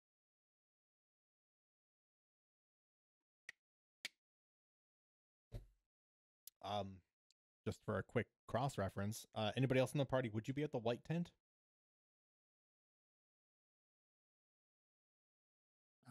What is the white tent? What was that one again? Yeah. It is for music and entertainment, and probably the more important thing that I will probably draw people in, it's the fortune telling. Titan would not be there. Was that also where there was face painting? No, face painting is the green tent. Ah, right. Star did suggest doing painting, and so Audie would have gone to there first, and then would have actually headed over, either to white or Black. Black. Corona would not be there. Okay. Lilith? No, Lilith is heading to go gamble. Okay. Well then. Roz, you make your way to the white tent. Just entering into the area is noticeable for a couple of reasons. One, there are animated dancing snowflakes in the air. They never touch the ground and they constantly bob around to the beat of the music being played by the numerous floating instruments and various ensembles and bands that are made up of seemingly nothing but instruments. So it's very easy to find your way there and eventually dance along with everybody else into the tent where you can see there is a very intricate show being performed that has filled the tent with drifts of snow. And the music as you enter in changes a bit, and you can tell there are like sports stadium style seating kind of wrapped around the outside. And there's a few dozen people here that are currently watching. A handful of people are down in the snowbanks in front of the seats that are actively dancing with the music as the show is sort of going on. As you're here, make a perception check. See if you can't find the people you're looking for. 11. Okay. As you said earlier, it is not hard to find Lucius. He's a very tall boy. And you can see that Lucius and Lucilla and two other members of the Bastion are currently down up front, actively dancing and sort of participating in a part of the show that seems to have welcomed the audience to actively dance. Well, Roz has absolutely no fear of walking up to the front row and getting Lucius's attention. Just kind of nudging her way past people. Sorry. Hi. How you doing? Lovely dancing. Great party. Lucius. Hi. Roz, what are you doing? I came to find you, actually, to point you toward Ralph Manus's place. Okay, why? Because he's a master blacksmith. We've been looking for one, right? And do you have anything to offer to our master blacksmith to fix a very difficultly enchanted piece of armor? I don't know. Have you even asked him what he would want yet? No, have you seen the line? I get that, but based on how he responded to Lilith and Titan, he's an all right guy. He might be able to cut you a good deal. He kind of briefly excuses himself and actually sort of steps off to the side to speak to you. All right. Listen, I understand what you're driving at, and I noticed pretty immediately an opportunity here could be found here to fix my armor. But I weighed the two conditions here, that I have nothing to offer to fix the armor versus the time I could potentially spend with my family. And I decided one was more important. Okay. Okay.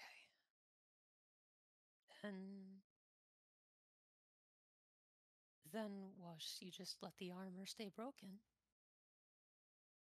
For now,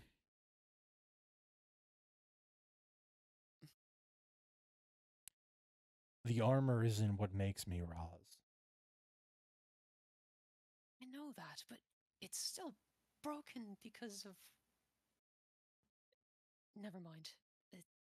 I respect your decision.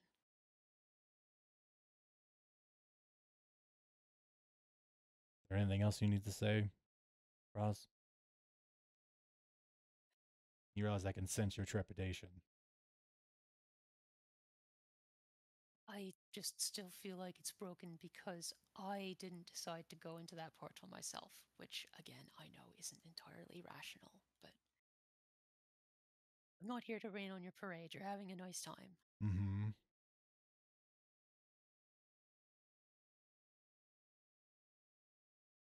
Then might I make a suggestion? Sure. Go enjoy yourself too. Probably going to be the last time we get something like this in a while.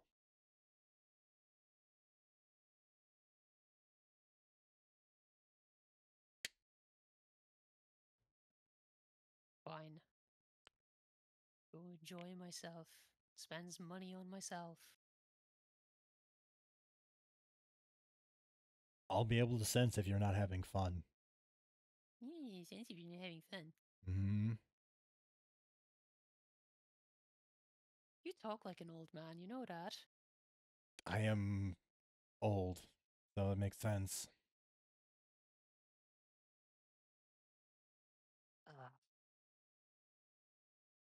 You're old only by human standards, but you act old. I am a human. So Yeah, but I'm not sure. if you were my age, would it be weird for you to act old? Or would you still expect to act? Are you going to act the way you do now when you're 100? Might. That's weirder than me acting older, Roz.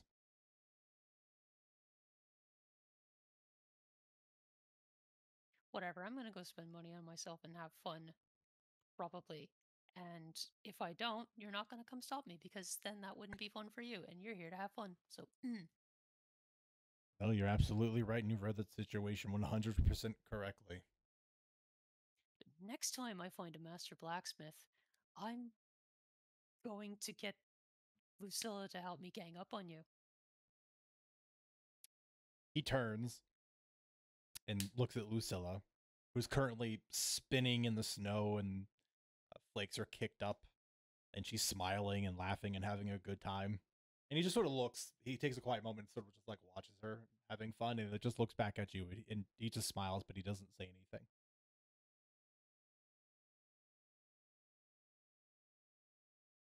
Fair point. I'll see you later, Roz. See you, Lucius. And Roswell leave Lucius to his fun. And fun he does have. Go get her one item that she borrowed money for. Go get a nice tattoo. Okay. You're going to head towards the green tent.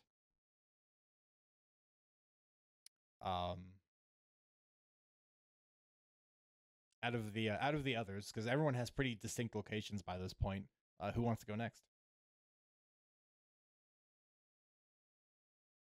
Sure, I'll go. Goody. You're going gambling. Yeah. Well, you walk into the black tent, and by comparison to many of the others, the interior is quite darkly lit. There are only purple wall-mounted braziers that illuminate kind of vague shapes of doorways and passageways to walk towards.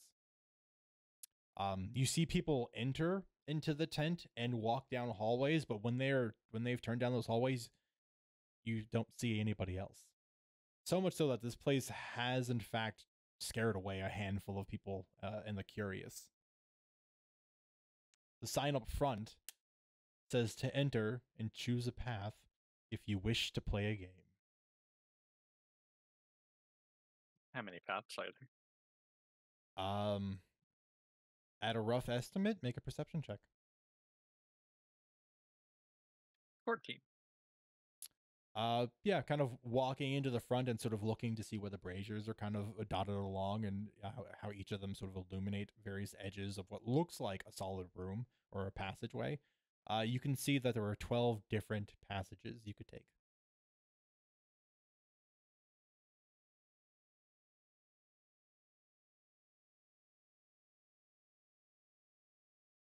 in the spirit of it, I have rolled a d12. She is taking the 6th passage from the left. Okay. You wander into the darkness, and the temperature is a little bit cooler. You walk down the passageway, briefly illuminated by that purple brazier on the way in, and you kind of lose yourself for a moment. You glance over your shoulder, the brazier light is no longer there. You're just kind of in this dark, empty space for a time. And then as you continue to walk, you eventually feel something open up as there is a brief light that it suddenly flickers on, and sitting behind a table appears to be a figure with long black hair streaked with silver, curved horns that hug the sides of their head and go back out, long elven-like ears, bright orange eyes that glow like embers, and just this big fanged smile. Another interested customer has wandered into my den. And what have you brought with you to gamble with? Just some silver. All right, very well. It's important to understand the first rule of this place. There is no cheating here. From either side. If you were to be found cheating, you will not be found. Is this agreeable? No fun in a game of chance if it isn't really chance. Exactly. Dalladallian, I assume? Correct. Pleasure to meet you. A pleasure. Rule number 2. Every bet that you place, should you win, is immediately doubled in value. Should you lose it all. You are free to quit at any time.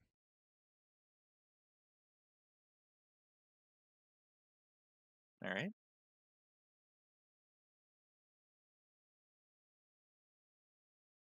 Do you have a preferred game of chance you would like to play?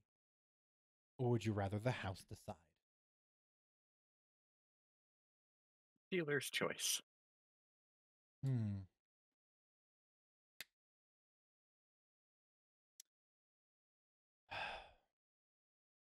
You ever done much sailing?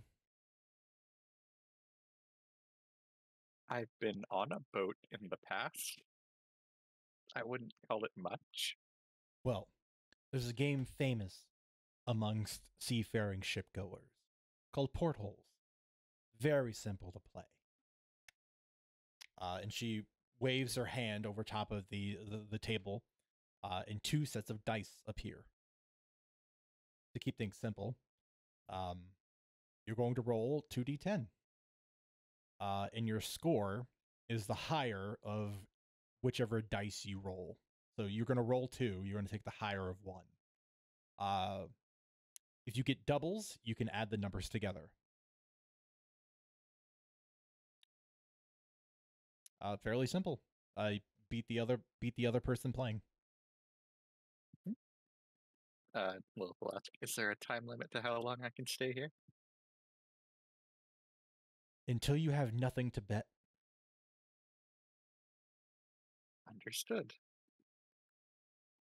In that case, for the first round, just to see how my luck is feeling today, I'll bet 10 silver. 10 silver it is. The house will match. And she has a hand on the one side of the table and lifts it up, and a stack of 10 silver coins appear beneath it. We'll pull out her coin purse and stack 10 silver up. I will roll.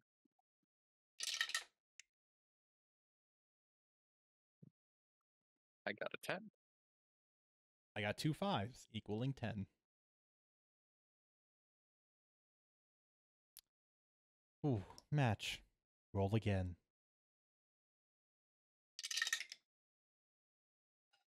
8.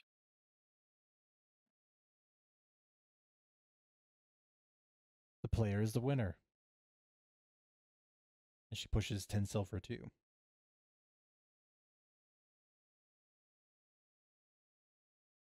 All right. Luck seems to be on my side. 25 silver this time. Very well.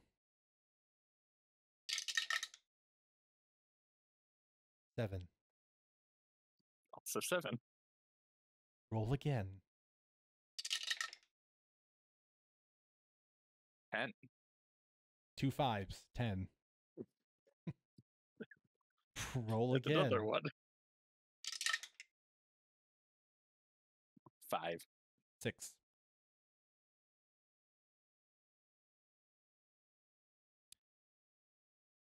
$25 to the house. And with a wave, she makes the coins vanish.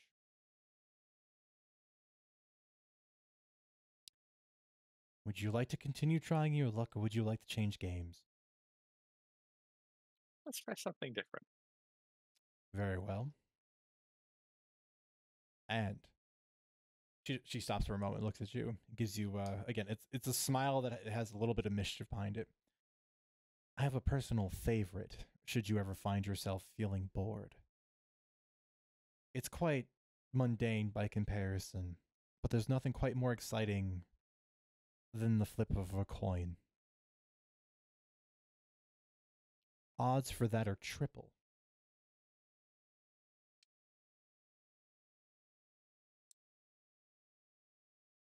So if I win, I get If you 3 bet times. If you bet 10 silver, you receive 30 should you win.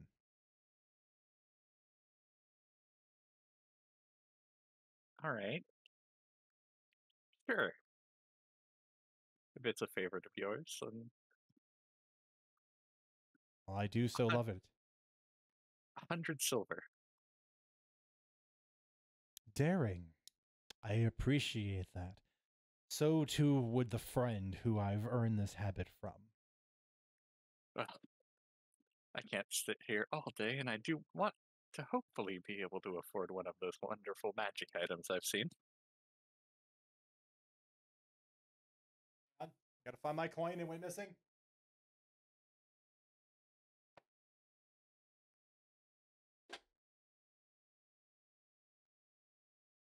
I found it. And with a similar sleight of hand that you've seen so far, she retrieves a single gold coin. You'll hold it up so you can see it. One side has the face of an incredibly beautiful elven adjacent man with long lion-like features. And on the other side appears to be her own visage etched into the metal.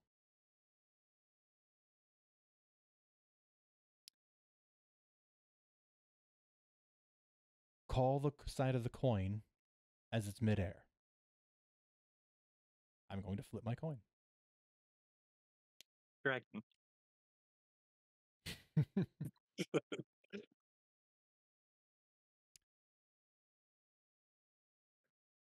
Archon, unfortunate.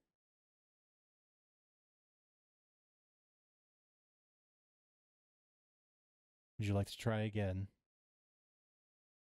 This time with 50 silver. Very well. I will also take similar amounts of items as well. They will be appraised at the value that Star would purchase them for.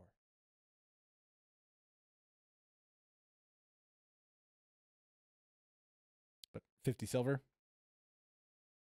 Yep. Okay. Call it in the air. Dragon. Dragon it is. You are returned 150 silver.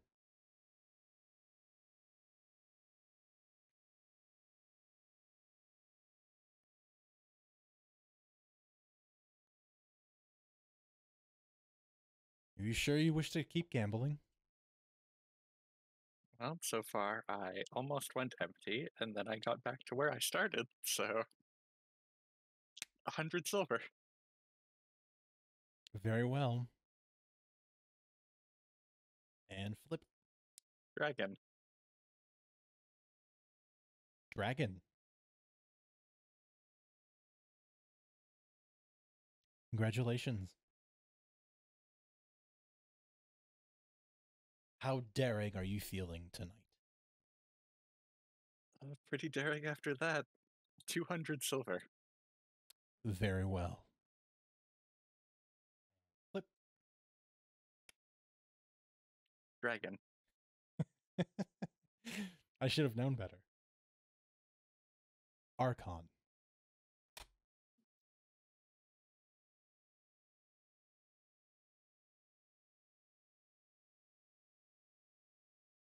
Think for a moment.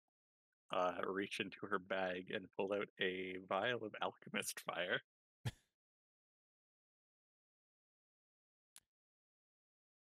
I see. Afraid to lose all of your money then? Seems like a good backup to have.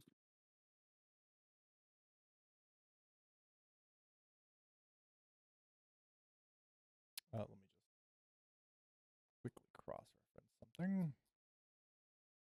It's listed as 50 gold in my inventory, but Yeah, that is the basic stuff. Just want to make sure to see if Kibble's changed anything about it.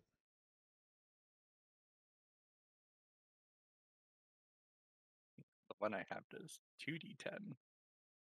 Ooh. I mean, it might be different. Okay, yeah, it's 50. Okay. Same game? Yeah. Very well. Dragon. Archon. Damn it.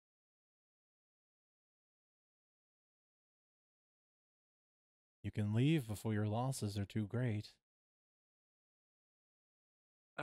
Any loss I suffer here would just be money spent on the Gilded Rose, which is pretty much just throwing it away anyway.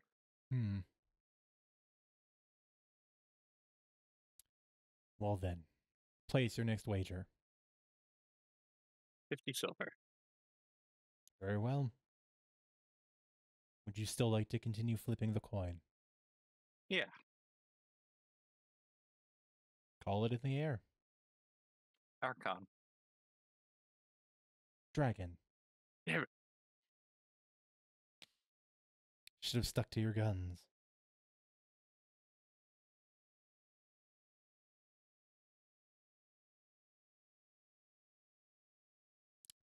What will your next wager be?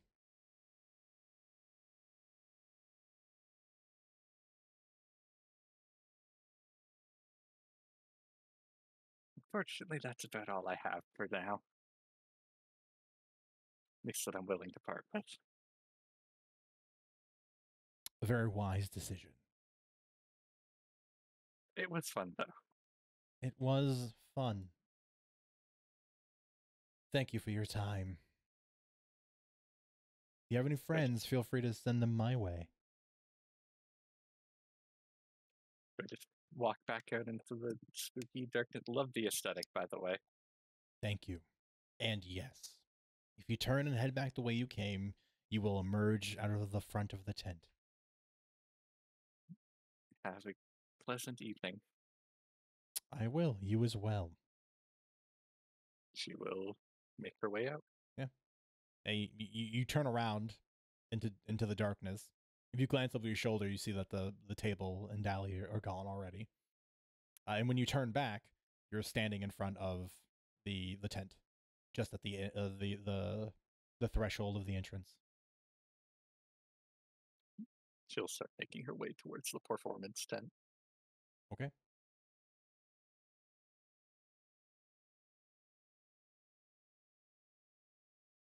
Who's next?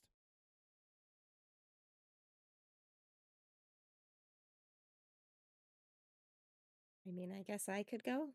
I'm Okay. trying to think if anybody else can always jump in, but yeah, like I said, Audie was definitely gonna go and do some face painting, just something kind of mild, you know, something on like the sides of her face. butterfly wings or scales or something like that. Mm-hmm. And then she was also going to do a little bit of gambling before going to the white tent. Okay.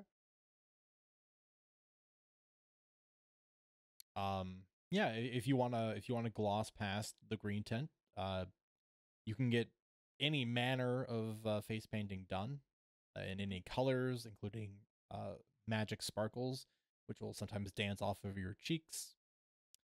Um, and even have mildly animated parts of the face paint. So if it's butterfly wings, the edges will occasionally kind of flitter. Yeah, she'll get purple butterfly wings on the sides of her face. Okay. And then you're going to go gamble. Mm-hmm. All right.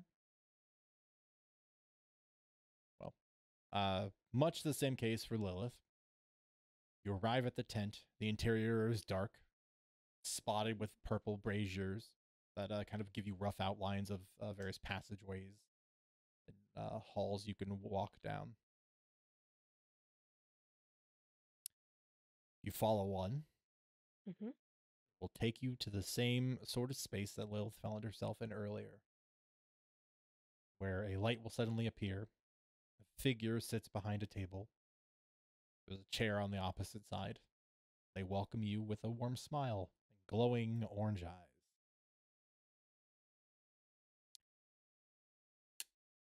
Welcome, child.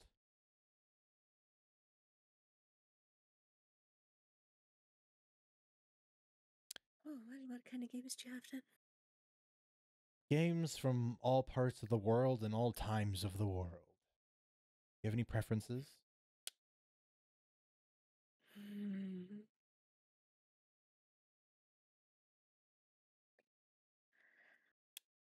Well, and she kind of stops and thinks. She's like, now that I think about it, I don't think I've ever actually, well, gambled anything substantial. Only ever played high card with friends. Well, the rules here are simple. 1, no cheating. 2, whatever you bet, the value, should you win, will be doubled. With the exception of a game of flipping the coin, where the value will be tripled. A personal favorite of mine.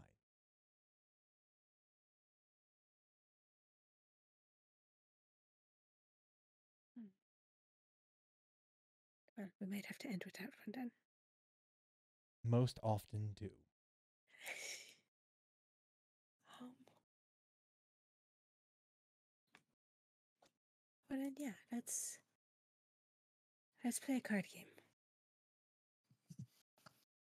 Pick one I'd love to learn. Very well. That the card games that I have are fairly more complex than the dice game. Sorry. It's okay. I'll pick one of the simpler card games. This one is simply called Beat the Dealer. I will read the rules, which is players publicly roll 2d8 and add them together. This represents the cards you were dealt. The dealer does the same. You have to beat the dealer in order to win the game. If the dealer's total is 16, or if yours is 2, you automatically lose. It's basically blackjack, except with the lose condition on the 2 or the 16. Yeah, and at that, Audie would basically be like, Oh, yeah, this. That's pretty much like high card. Let's play that.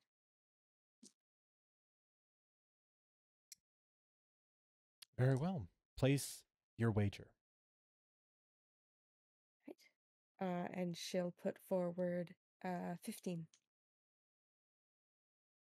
The house will match. She will produce a stack of 15 coins. And roll.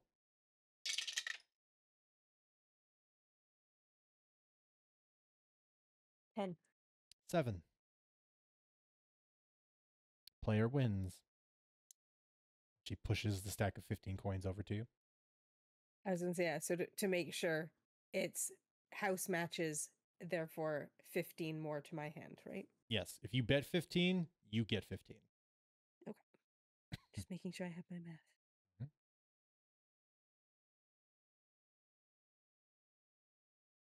All right. Again, 15. So you rolled 15? No, Oh, you're betting 15. betting 15. Okay. And I'm pretty sure I'm going to lose that one. And? 3. Yeah. 8. Right. She will scoot the 15.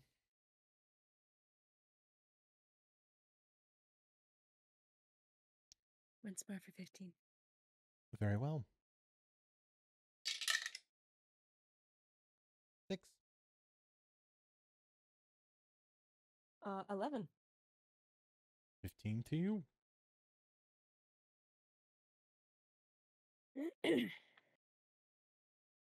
And she'll repeat it.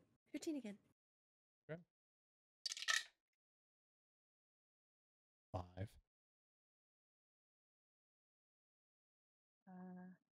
8. 15 to you.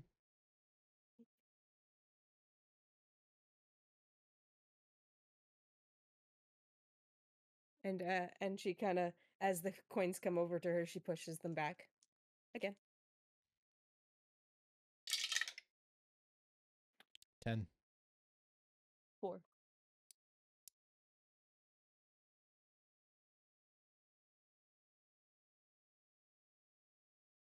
And this time, she'll kind of look at the stack. I put 10 in. 10 it is.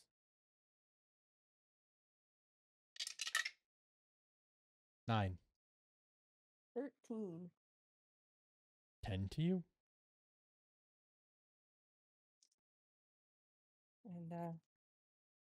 And she'll repeat again with 10. 11. 12. 4 and 8. 10 more to you.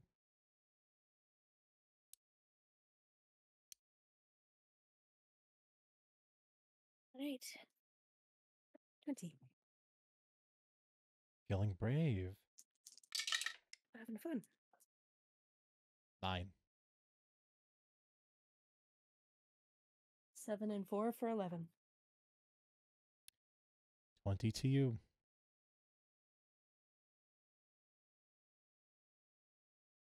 And because it seems tradition at this point, 15. Very well. 10. 7. 15 to the house.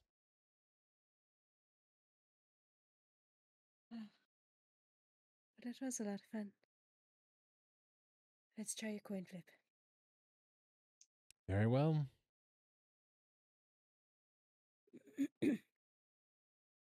And she squirrels away the silver with some sleight of hand and then retrieves a single gold coin.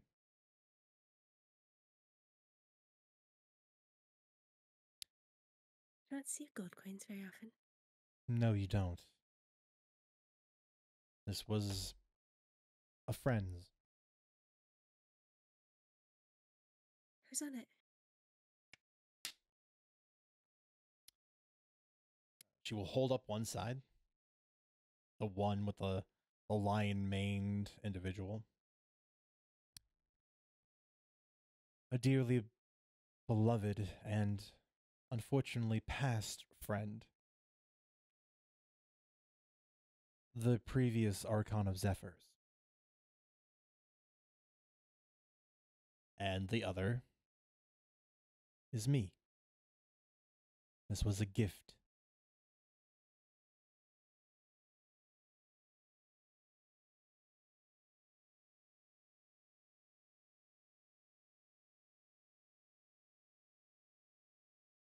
What would you like to wager? Will I break a good thing? 15. Very well. Call Archon or Dragon when it is in the air.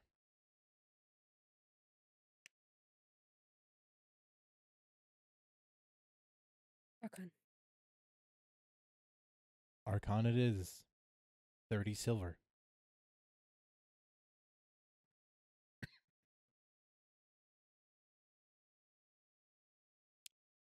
What is your wager? To push my luck just once. Put 5 in. 5. Very well. Call it in the air.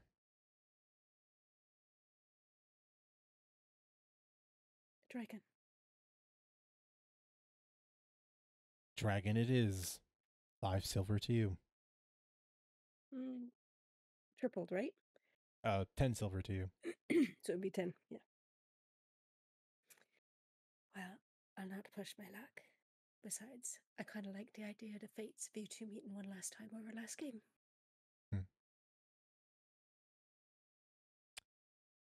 Very well. Thank you Besides, for the told me entertainment. to quit while I was ahead. He is a wise man. Many people do not have the willpower to quit after they've won.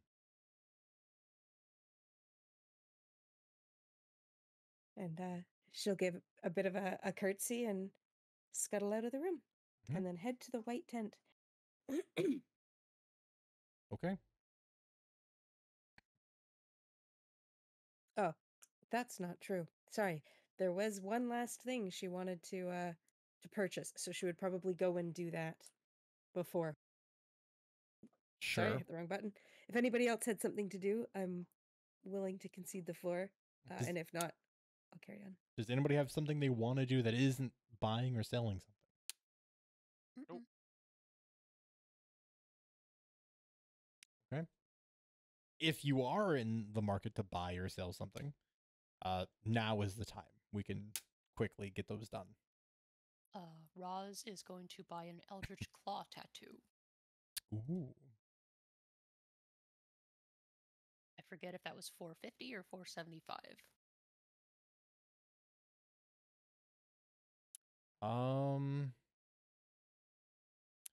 The claw tattoo wasn't the one that Corona was looking for. Corona was looking at the coiling one, right? Yeah. Yes. Okay. Yep. So this one is 650. Beans, I can't afford that. Never mind. In that case, come back to me. I have to reprioritize. Okay.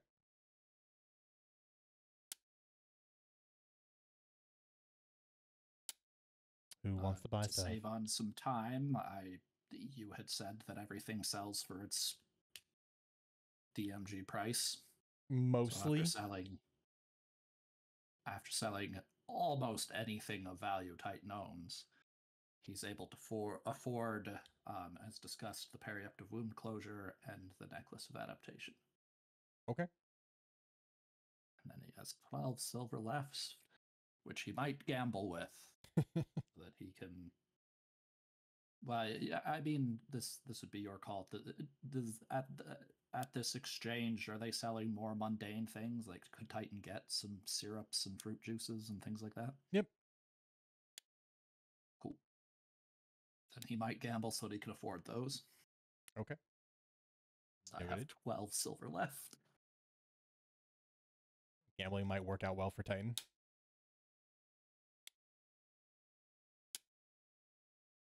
In which case, Kay, seem to be the last one. Yeah, so Audie would absolutely head back to the red tent and actually try and find, see if she could find Star for the final purchase that was eyeing earlier and didn't quite have the funds for. Make a perception check. Sure. That's a 7. Unfortunately, this area is extremely busy. You cannot spot Star. Just her clones. All right, well then, realizing how difficult it was to find her the first time, she kind of expected as much. And will go up to one of the clones.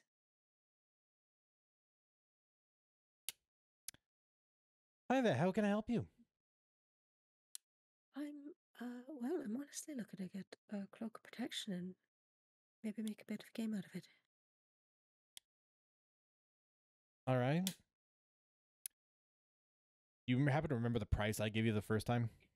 You gave me 500 the first time. Okay. It's going to Which is why I specifically stopped at 515. Yeah. Very well. The cloak of protection that we have on offer is 500 silver pieces. What are you offering? You go my bit lower than that. Maybe go for 380.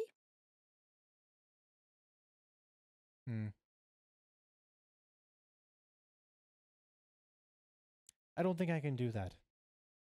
I'm going to have to say 495.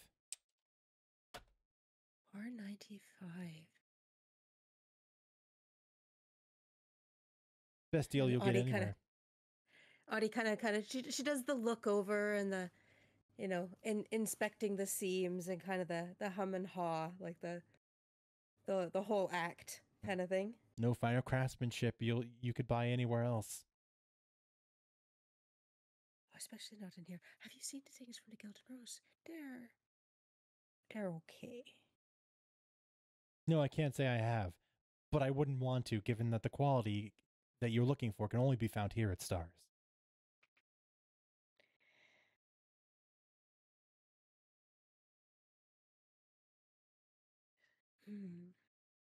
She kind of looks over it. Well, saying 495. What about 430? Make a persuasion check.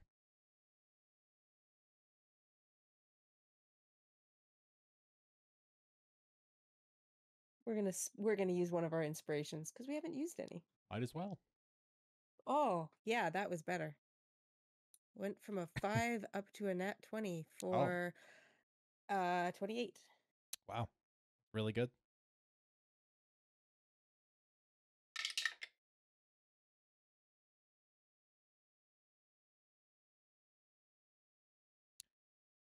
$430, and you have to sign a contract saying that at any time your cloak is brought up, you have to tell them where you bought it.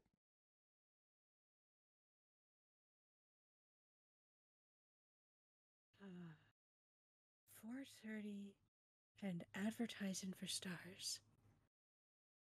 Well, considering I think I might have been willing to do that for free, I'd say we got a deal. And, Excellent. She'll extend her hand. And when you do, Star pops up from behind the desk.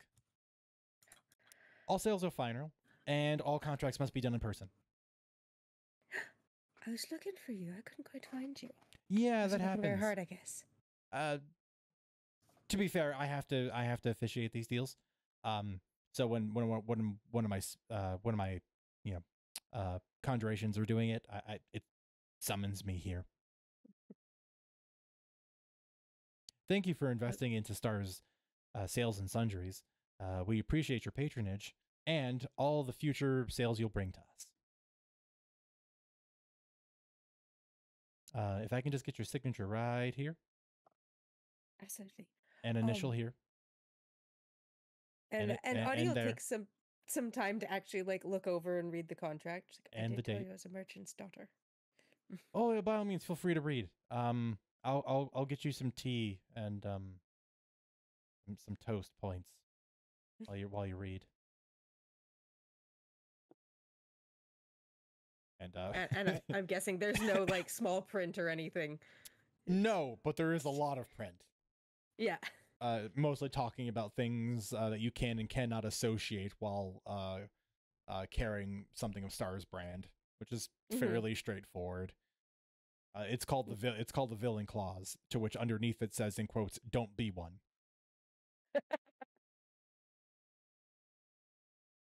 And then, of course, to the best of her ability, that's the plan. Yeah. To not be a villain. And then it also says a bunch of things like while representing or wearing a piece of Stars brand and clothing that you are obligated to speak towards in any town, country, kingdom, or continent that you're on, you must adhere to the local laws relevant to advertising in that area, including but not specifically mentioning wearing all clothes requisite in order to display the things that you are advertising for, which is affectionately referred to as the Martell Clause.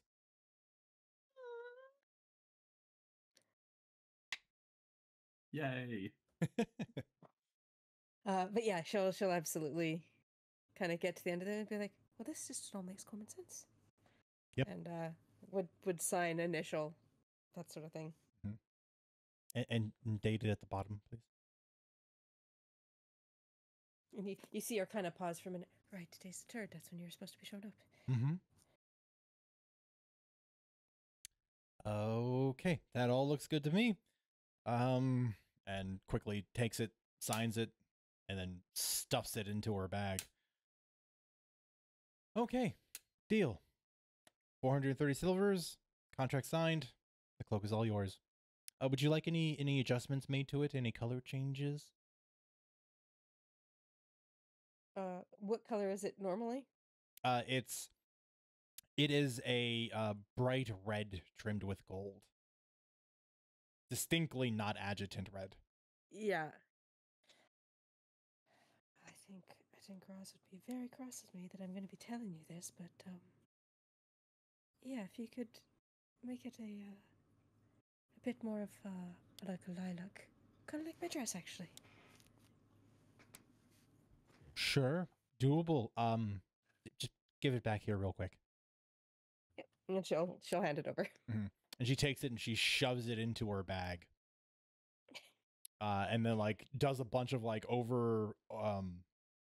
overly exaggerated arm movements inside the bag, and then whips it back out, and the color is changed. And Audie kind of raises an eyebrow. Did you just switch it out for a different color? No, and you couldn't prove it even if I did.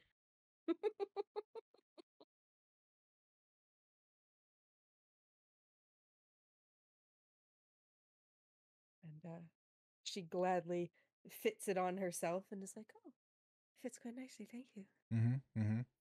The good news is it'll also adjust to your size and shape should you change any of those.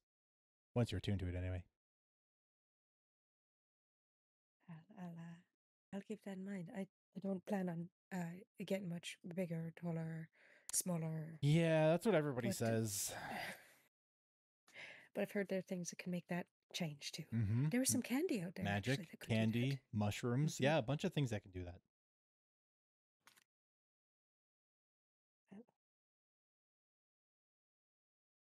Thank you very much. We hope you'll be coming by soon again.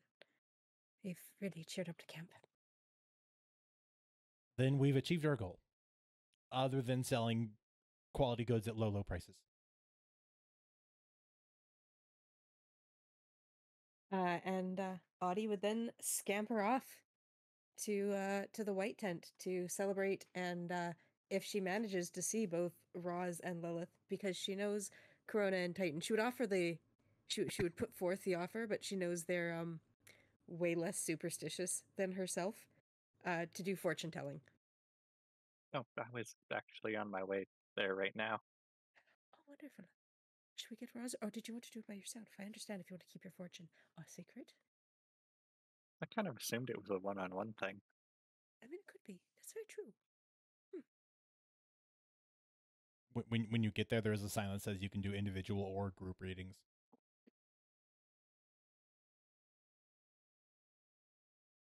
I think I'd prefer to go in alone. That's very fair. I'm still going to go ask Roz. And she'll scamper off to go find Roz Sure. to propose the same question. And the second Roz sees Audie, he looks really sad. You have a cloak too? Oh, I mean, I bought it. It matches my dress, you see? And it's supposed to make things not hurt as badly. So I figured my mom would be very happy about that. It's very pretty on you, and yes, it matches your dress, and I'm very happy for you that you have a wonderful, amazing cloak. We can get you a cloak sometime. I unfortunately spent all the money because the other thing that I bought was and she pulls out the sending stones. Was this so that my mom can get in touch with us or Lotus or really anybody in the camp in case when we're away. You tempt me like this, and you're going to get me to go buy myself a cloak. You look very heroic in one. Also, I do imagine that Star would have a fantastic cloak for you because and she like does a spin like to show it off. She's like, see? It looks very dashing. But really, I was coming to find you to see if you wanted to get your fortune told.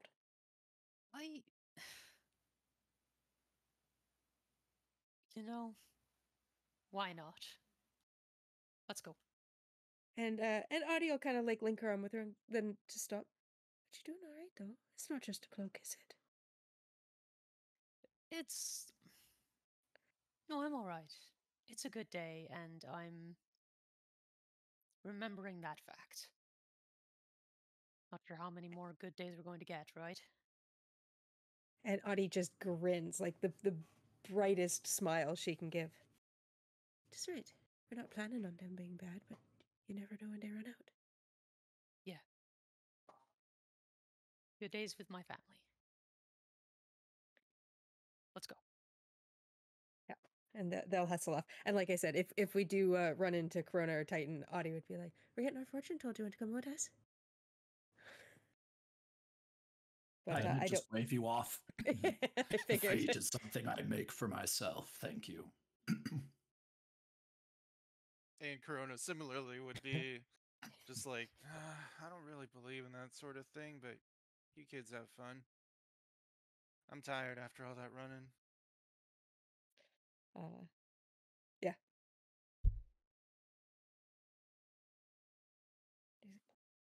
When we get back to the tent, Audie would just be like, "Well, Lilith's already gone in to have her fortune done. You can go in separate if you want. I don't want to eavesdrop on your fortune." I don't care. You can eavesdrop all you like. Alright, together then. Together it is. Okay. As each of you respectively make your way towards the white tent, the show that was happening has come to a conclusion, but there are still dozens of instruments bobbing around playing music. There's now a wide open ballroom floor composed entirely of ice and snow that people are currently dancing on and just having a good old merry time. Following the signs, however, will lead you to a side tent where there's a small queue for fortune telling. Lilith, being that you were the first to head off, since Audie meandered to go find Roz, you will arrive after waiting patiently in line and step inside to the tent.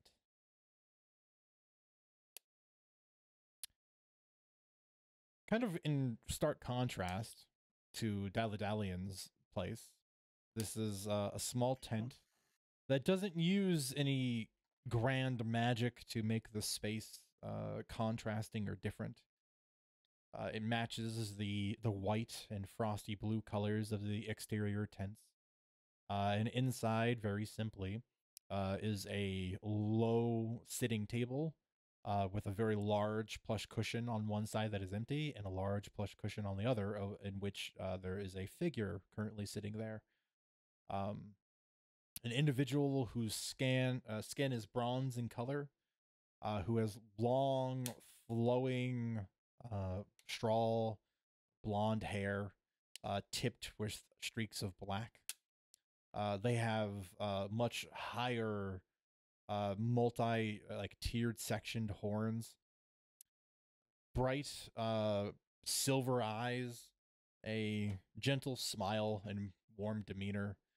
But perhaps more curiously, in comparison to a lot of the others who have adopted somewhat mostly normal humanoid forms, Ifrizin has not only a long wrapping tail that is tipped in fur, but also legs that bend in the opposite direction and are finished with what look like paws of a panther or a tiger or a similarly large cat. Their mannerisms in terms of how they sit are kind of reflected in that. Please have a seat. Welcome. Good evening. Move forward and take a seat. Have you been enjoying yourself at the circus? I have, yeah. Been a nice break from everything. That was what we were hoping for. Provide an opportunity for individuals perhaps not living the easiest of lives right now to have a reprieve. But I must ask, what has brought you here seeking a fortune? Just curiosity about the future.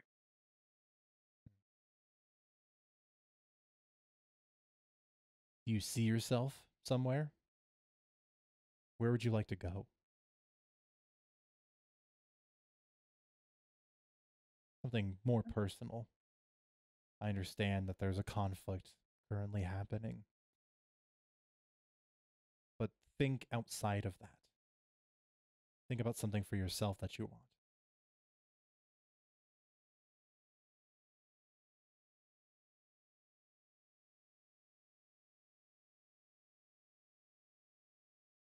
Have you thought about it? Yeah.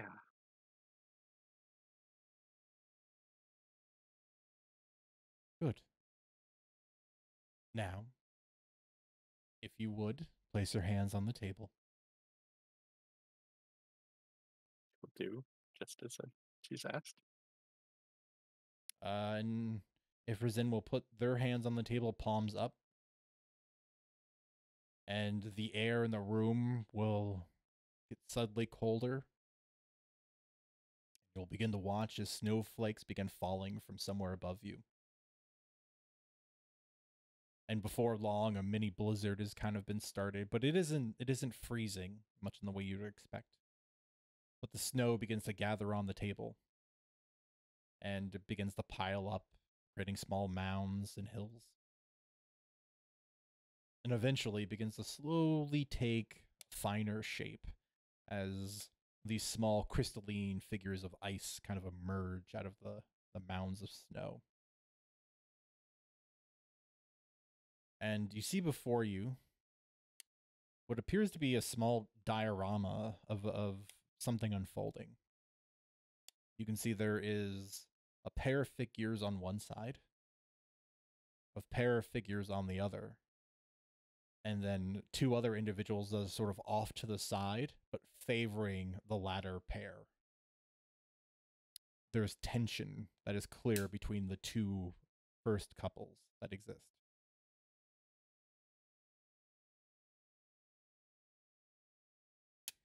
Even now, with as much conflict as you will find yourself facing,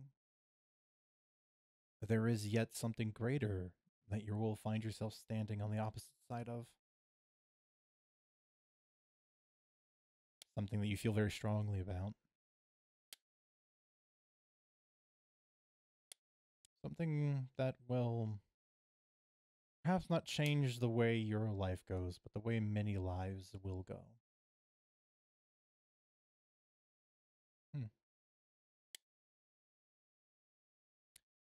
Quinn, roll a d20.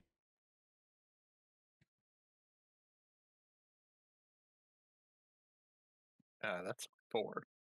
Okay. For better or worse, until it's used, you can substitute that dice roll for any d20 roll that you make.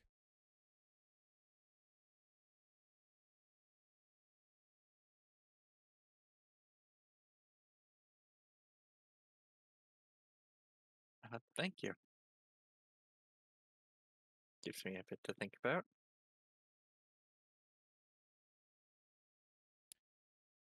You're welcome. Don't fret over it overly long. There's no way to know when this future will come to pass or if it will at all.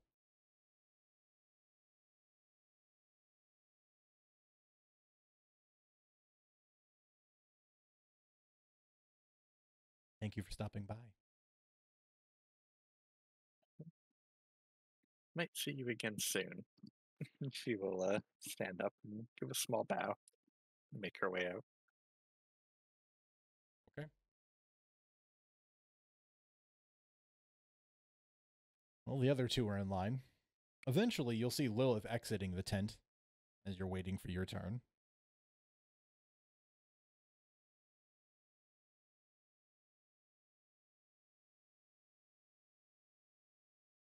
Well, good fortune? Bad? About what I expected. Well, boring. Then why'd you even need to go? Because it's fun. Is it? If it's not fun, why are you standing in line? To make her happy. You don't have to do it if you don't like it. I want to see the smile on your face. Thank you very much. And she's still grinning. See, that's why. That's why I'm in line. I think it's really important to be talking to the fates once in a while. You two have fun. We'll try. Love is going to walk past them, but Mhm. oddly, she's going to get to the back of the line. Okay.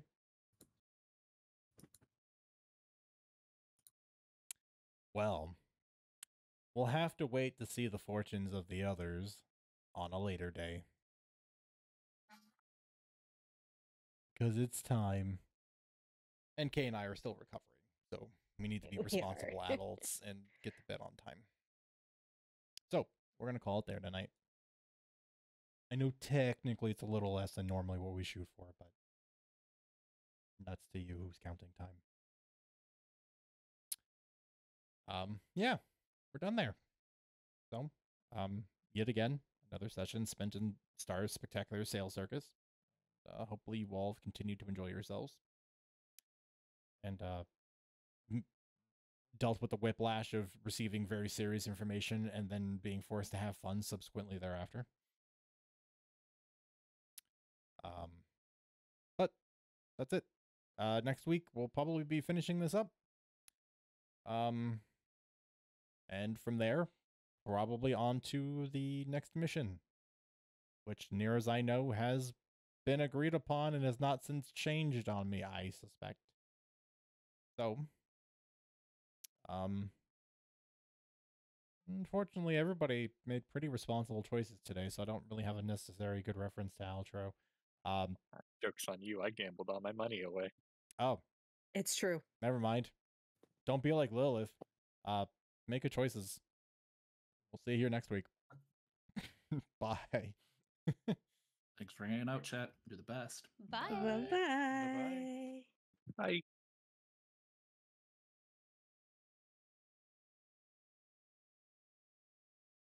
And